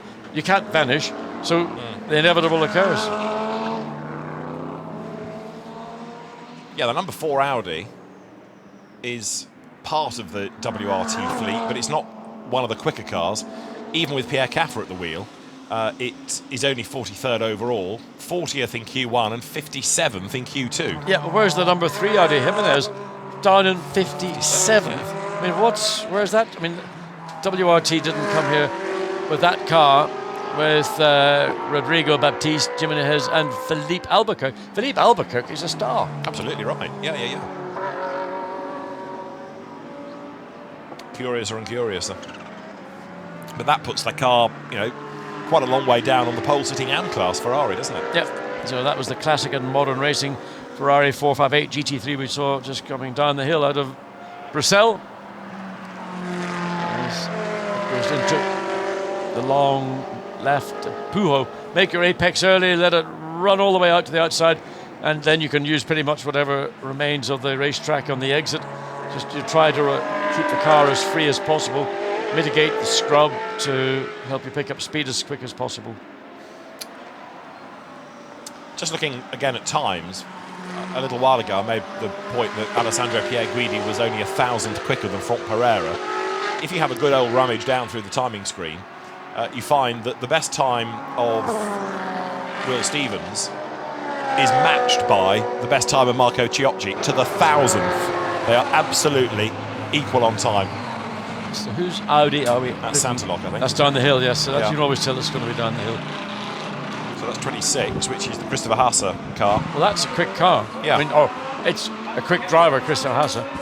So, again, they don't seem to have any issues with their headlights that we saw from René Rast's car. They haven't got the light board attached, so they seem to be fairly comfortable. They have these additional headlights built in just below the bonnet line and just above the grille line on the WRT cars, and I think, yes, you can see them on these cars. So whatever they've done to their headlights now, are they adjusting their headlights? Maybe they don't have the kind of scale of operation. I think you might be right about that. I think it is a light issue, but they haven't So it's quite one of got those the things, paraphernalia. lick your finger, which way is the wind going? Give it half a turn here, a bit like adjusting the jets or the idle on an SU carburetor. You do it by ear. Well, this one's going to be, yeah, mate, they give it a bit of a twist and a turn. That's another great shot, giving you a sense of the That speed is the car's mega. plunge downhill, leaning over the pit wall effectively. That is a great shot. It is, isn't it? And the pit lane, the oval pits, the stories that pit lane could tell about But Spa 24 the thing hours. is, that pit lane had to accommodate, in its day, before the Formula One pits, over 50 cars. So how do they get 50 cars into that pit lane, where they need now 2 pit lanes to get 60 cars? Wasn't it 2 per garage at one point? I don't know. I mean, I have a wasn't here in recollection those days. I mean, going back to the early 70s, I mean, when, there was a sort of a touring car event. Yeah. I mean, I had a Mazda MX-7 at one stage. I cannot say it was a touring car, but it did have 2+2 childlike seats in the back. But it qualified as a touring car. It won. It won, thanks to Tom Tom Walkinshaw and Thierry Dudonné. Yeah, Dudonné was the other driver. Two That's right. drivers. Yeah. Yes, there was much disquiet about the RX-7 being a touring car. Certainly when it came to the UK, Jerry Marshall was a very stentorian opponent of it. Duncan Tappy having a look at the timing screens at Garage 59. Yeah. Bas Linders isn't short of tallies, is he? Whole bank of monitors. Yeah, no, that's... I wonder what race that is. Pouring rain. An orange McLaren. Last year, isn't it, somewhere? Well, an orange McLaren. Oh, and a big off from somebody. That's an issue. Let's have a look and see. That's mechanical, I think, more than an accident, isn't it? Big cloud of smoke. Is it mechanical because he's better off? There's a fire at the back of the car, I think. So that... Is that an engine that's let go? I thought that. Maybe it's just lights bounced off the car. Whatever it is, there's been a lot of smoke, and again, just trying to identify the bit of racetrack with the car. I think it's coming out of Pouin. It is. It's on the run. It's on the run down into Fagnes. But the car's facing the wrong way. It's obviously either gone off and hit something, or it's had an engine and it's rotated. So it's down at the entrance into Fagnes, and again, that's going to be it is a yellow zone. So in sector 2, we've got a yellow zone. So that car will want to be removed. So it'll be. It's not spun, is it? Well, it is. I thought it was the wrong way around. I can't tell. Driver got out on the left, and I just wondered as well whether as the figure ran towards us that it might have been Michele Cerruti. Yellow flag. Full course yellow in 20 seconds. And we've got 38, I'm being told, is the car that stopped, which is Michele Cerruti, Loris Spinelli, Cedric Grazioli, and Gianluca Girodi. And I thought it was good spot. Michele Cerruti that leapt out of the car. 4, 3, so we're going full course 2, yellow. 1, full course yellow now. The race director's voice, you hear Alain Adon saying full course yellow. Thank goodness the clock doesn't stop. Yeah, absolutely, in a full course yellow. That's why we like them, among other reasons. And that car is reported as having had a fire at turn 12. So there is the car stranded. It'll be moved out of harm's way. And that car with the marshals tending to it. Michele Cerruti gets back in to get it out of the way. We've got another lap time being cancelled for 888 this time. 888, which is the Kessel Ferrari, the Zanotini Glittin Talbot Cadai car. That's having a lap time cancelled for track limits. There's the confirmation. It was Michele Cerruti at the wheel of the car, the Antonelli Motorsport Lamborghini Huracan. So Michele Cerruti abandons the car, fire put out, goes back to help the marshals drive it away. And we've got 24 minutes. So with a full course yellow, some teams may bail for the pit lane here. I mean, I think they're just going through the motions. They're not doing anything that's consequential in terms of lap times. And by the time the full course yellow is cleared, it'll be maybe 20 minutes to go. I mean, if you're outside of the top 20, as are, well, there's 6 certainly of the Pro-Am cars, of which 3 potentially got the capacity to just nick inside the top 20, but are they going to really be bothered? You know, if you start 19th or 20th, is it much different to starting 21st or 22nd? I don't think so. And I don't think they're going to waste a set of tyres to go out and to do so. So inevitably, we're just going to see the remaining 23 minutes of this session run down. And it would be a great surprise to me to see any significant change in the top 20. We've just seen the 16 Bortolotti Lamborghini get into, or the 16 Lamborghini get into place 17. We're hearing the engine let go on 38, which doesn't sound good. Not on that. Well, it's better let's go now, but not if you have to buy another one or you have to go and do a lease deal with somebody else. And I'm assuming that for most teams, if they were changing engines and putting race engines in, they would be doing it overnight or tomorrow for those that are going to do the top 20. But everybody else, next time they're going to run the cars in the morning warm-up on Saturday morning. Yeah. Some unearthly hour. So 28 comes in. Instructions given to everybody as to what they need to do around the car. Who was behind the wheel in 20? It was, we keep always see as Van Thor. So there's the Ferrari being sort of removed. It'll be a barrier that'll get behind that. So the top 20 shootout is currently 0.8 of a second between first and 20th. So a little bit of a practice pit stop for the McLaren.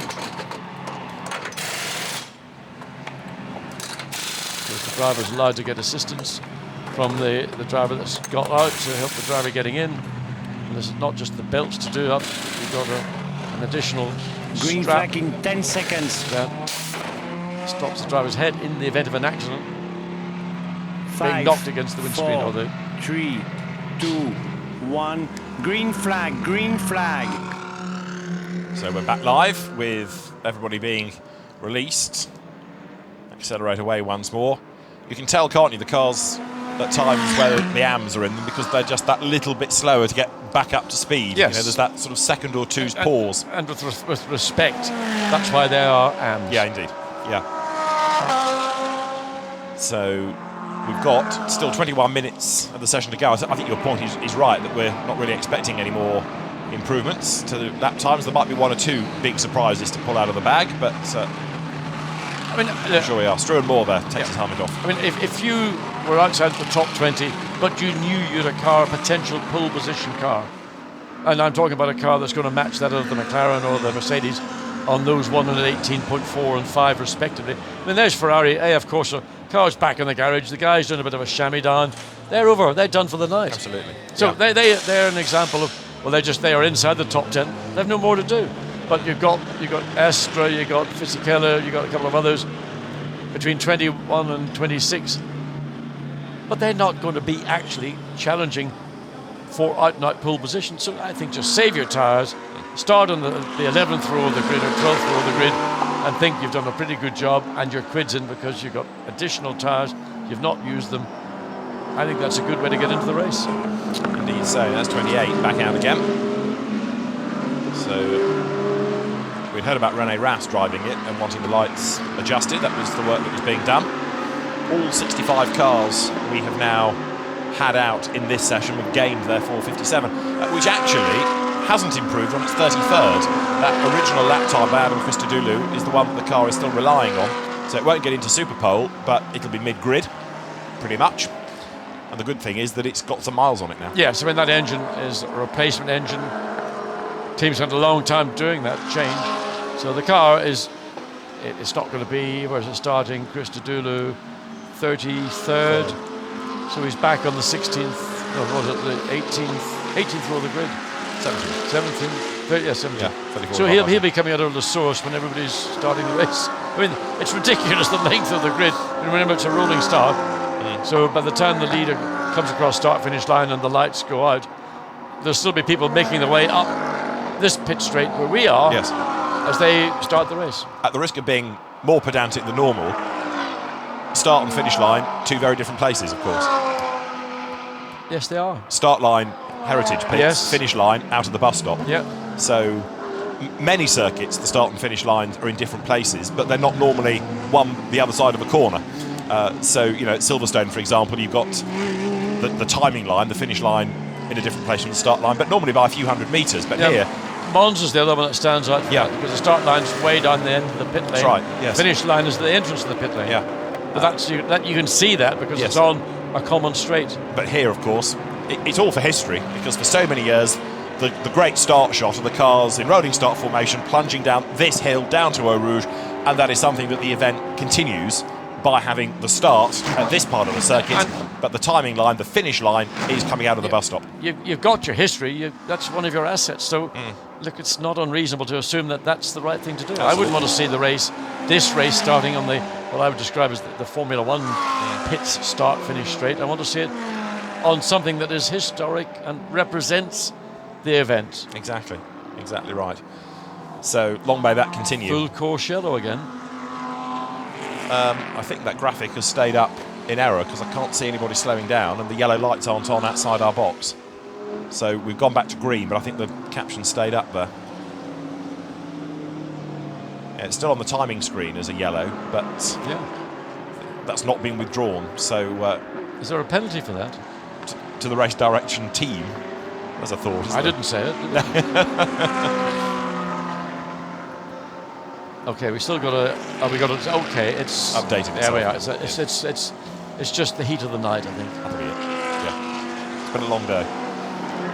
Now, number 60 McLaren is in there somewhere, and that's the Durrani Senna Tappi entry. Good to have Bruno Senna back in this. It's good to have Duncan Tappi back as well. Yeah. And Duncan's, a driver who really is, like many young British drivers, really struggle to get a good seat in a good team. Bruno's been around the block a few times, and he has the entree with having the famous uncle. Duncan Tappi, no mean golfer either. Isn't he? Very handy golfer. Well, he may have an alternative option if he wants to Is he long down off the tee? Well, that much I couldn't tell you. Oh, I'll tell you, that's important to me. Got to be long off the tee. Now that car's only 46. What's this about? This ought to be quicker, shouldn't it? I have to say, going through Fania didn't look particularly great. Looked like it didn't have the right position. A little bit too far to the left before the transition back to the left-hand part of Fania. So, whether that's a car issue or whether just the drivers haven't, adapted to the car, strange. The car ought not to be any different to the number 58 car, which is the car currently in that provisional pole position. Just the Bentley hit the curbing. You're really aggressively coming down into Eau Rouge. Some cars run it more because we know the Bentley is, with its rally sport, M Sport expertise, particularly good on riding curbs, so they can use a bit more on that part of the track. But there's no penalty because they're not going. There's no four wheels off at Eau Rouge. But here we go up the Kemmel Straight on board the bar. Oh, whoops, a daisy. That's not normal. A Ferrari overtaking like that. The prancing bull being overtaken by the prancing horse. Just to finish off another couple of things, thanks to those of you that are joining in, watching at home. Peter Cox, now part of Honda's development with the NSX GT3. So if he's part of the Honda family, he can't be part of the Audi. Good move. So that's that question answered. James Roberts wishes to know if you drove here in your Porsche 911. Which one?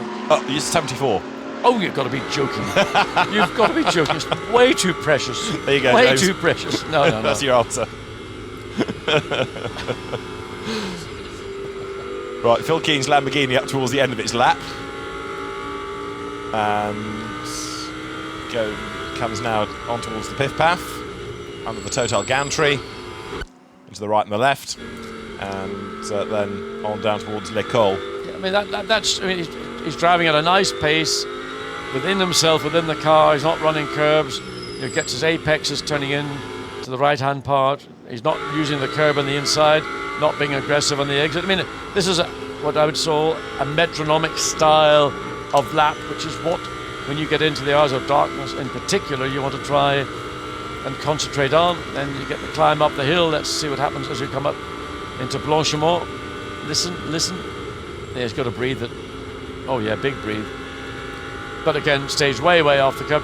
So this lap time is going to be probably in the region of maybe 2:25, 2:26. In fact, it's going to be slower than that because he may well be coming into the pits. No, he stays out. So this is a particularly slow lap from Phil Keen. For whatever reason, I don't know, maybe now he's going to push a bit harder again. He's got a bit more clear space between himself and those two cars going into the source. So it gets a nice apex, gets the car into the curb. Good exit, runs the thing down the hill. Fourth gear, fifth gear. Pulls fifth gear down into the compression up over the top. Again, a little bit maybe wide coming off in Fania, but nothing that's really going to raise anybody's hackles. So we go back into the pit lane and let's have a look at what's going on with one of these. I suspect that's one of the AM Ferraris, can't see its number. As we look in from the Bentley, and that looks like it's done for the day as well. Not too much urgency from the M Sport team. And that's one of the, just can't tell which, that's one of those AF Corsa, there's so many of them. Yeah, that's WRT, isn't it? We're looking from 28 now. Oh, it is, yes, it is the Audi, I beg your pardon, yes. I think I'm right in saying it that is, yeah, that's the 28 car. 28 car. Just to answer a question that people are posing on Twitter, just talking about Super Pole, it's 6 o'clock until 6:30 local time tomorrow afternoon, or tomorrow early evening. The format is that the fastest 20 out of the combined qualifying tonight go in reverse order. So 20th fastest, currently Phil Keen, would go first. Each car, and you have to nominate in advance who's going to drive it, each car gets one out lap, 2 timed laps, and then the in lap. So effectively you've got, although you get 1 run, you get 2 shots, you get 2 laps, and you take your better time from those laps. So it's the top 20 in reverse order, but there'll be more than 1 car on the track at a given time, so it does get moderately busy, and you have 2 laps. So an out lap, 2 timed, and then you lap back in, and you take your better of the 2 flying lap times to count for your grid position. So that's how it's going to work. 20 cars in reverse order, and at the moment, therefore, Phil Keane would go first, Shane van Gisbergen would go out last, and it's 6 o'clock local time. Just imagine starts. Phil Keane goes out, first car out, and then it rains. It rains, exactly. Took the very thought out of That'd mine. be good, eh? Well, Mark Lemmer might be able to do a rain dance, who knows? Well, it's not impossible. Spa does not hold any surprises. No. Was it 2 or 3 or 4 years ago that Superpole was binned because it absolutely chucked it down about 20 minutes before and the circuit was awash? Well, I'll tell you. About half an hour after it would have happened, it was bone dry again. Maximilian Goetz here you're looking at. This is the car that's second overall. It's 41st in this session, but more importantly, second, so easily into Superpole. Why do they need to do any more? Yeah. I mean, there's no point. They're just going through a set program, do your laps, give the drivers plenty of comfort time in the car. They don't need to do anything more. I mean, they could have stopped, half an hour ago if they choose. They didn't need to put any additional mileage on the transmission, the engine, any of the mechanical parts. But obviously, they think there are things they can benefit from. Part of it might be just getting the lighting as they would like, getting everybody comfortable in the hours of darkness, making sure all the functions in the car are within the driver's sort of not his reach, but certainly that he can operate everything comfortably. He knows where each switch for each particular requirement are. They're just going through the routines of preparing, not so much for the top 20 shootout, because that's, they've got the raw pace. This is all preparation for what's going to occur once we get to 4:30 Saturday afternoon, and there'll be a bit of a 6-hour possibly sprint. Then things will quieten down a little bit as we get into the nighttime out. I say the weather factor is going to be the one uncontrollable factor. And I mean, when I got up this morning, it was tipping it down. Yes, absolutely tipping it down. Formula 3 teams were on track at 9 o'clock, and I think we had a red flag at about 2 minutes past. Pedro Piquet went off in the wet and stopped the session very early. Well, it was he who went off. Yeah, at the start of the day. Now that was a car that was being spit and polished a little while ago, and it's back out on the pit apron. We've got a yellow flag in sector 2 again, and it's gone green. Yeah. So AF Corsa might bring the car back out. They may well do. Car 50, is that the car 50 or 52? And they may well bring it out. When the car was being, honed and polished and looked immaculate, so maybe they want to go with 8 minutes remaining. I can't see what, frankly, they would want to achieve by the time they get the car on the track and do a couple of flying laps. Do they think they've got a shot at improving? I think it would be pointless, personally.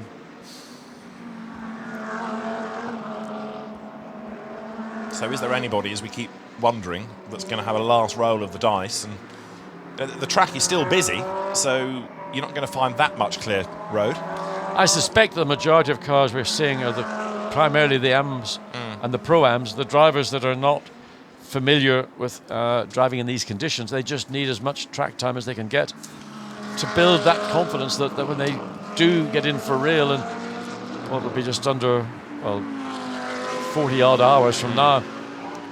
So those are the ones that I think are doing the most mileage at the minute.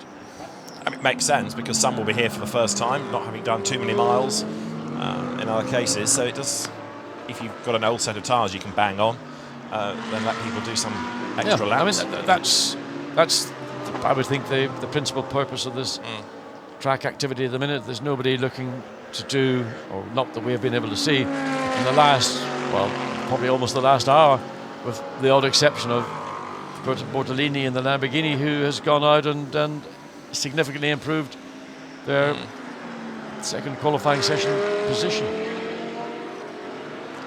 I mean, Bortolotti getting in is by just over 1/10 of a second. It's still a pretty modest margin, and you've got to be, at the moment, a bit unlucky even to be outside the top 20. 75 thousandths is all you're outside it a bit by. Anyway, it's very, very competitive, and it's going to be interesting to see if you take the order of the 20 tonight compared to what the grid might be. But yes, that naughty thought about some rain after Phil Keane's had his first lap. Interesting. Let's see what tomorrow has in store. course, tomorrow there will have been yet more action on the track and some racing as well before we get to Superpole, so more rubber will have gone down. This is a car that's been remarkably anonymous today, I feel, for a pucker Audi factory effort run by Phoenix, which has won the race before. It is 18th. Yes, but at different points it's been higher up in the top 20, and you know why they find themselves now down on the provisional 9th row of the grid is something we can't explain, but I would have assumed if you put Christopher Mies behind the car, you're going to get performance. So let's just keep an eye on Audi number 6 and see whether this is a run with Christopher Mies behind the wheel, and he needs to make an improvement on on a 2 minutes 19.255. He needs to find what you're talking about, 9,000th of a second or something. He's got to find just about 1,000th of a second, 100th, 10th, whatever. Very, very minor amount of time to put him up into 17th place. As we go back to the Mercedes. This is the Rosenqvist car, isn't it? 58, the pole car, pushed away for the night. I mean, it's all done and dusted. They've done what they have to do.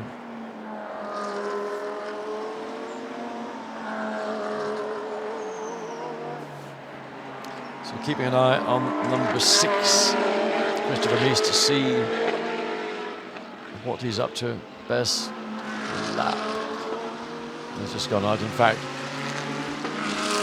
So Giancarlo Fisichella was good in the first sector. Well, he's the other one that we thought might, if they are looking to get into the top 20, there was the Fisichella car was one of them, Kevin Estre and the Porsche another. So let's see what 53 can do, Giancarlo Fisichella. He needs a 2:19.25 to be in the top 20. Not convinced it's going to happen for him, but he's going to have a go out of the bus stop. Timing line looms. 18, 19, no, 20. No, it's not good enough. He's got another run. He's got this lap and another lap if he should need.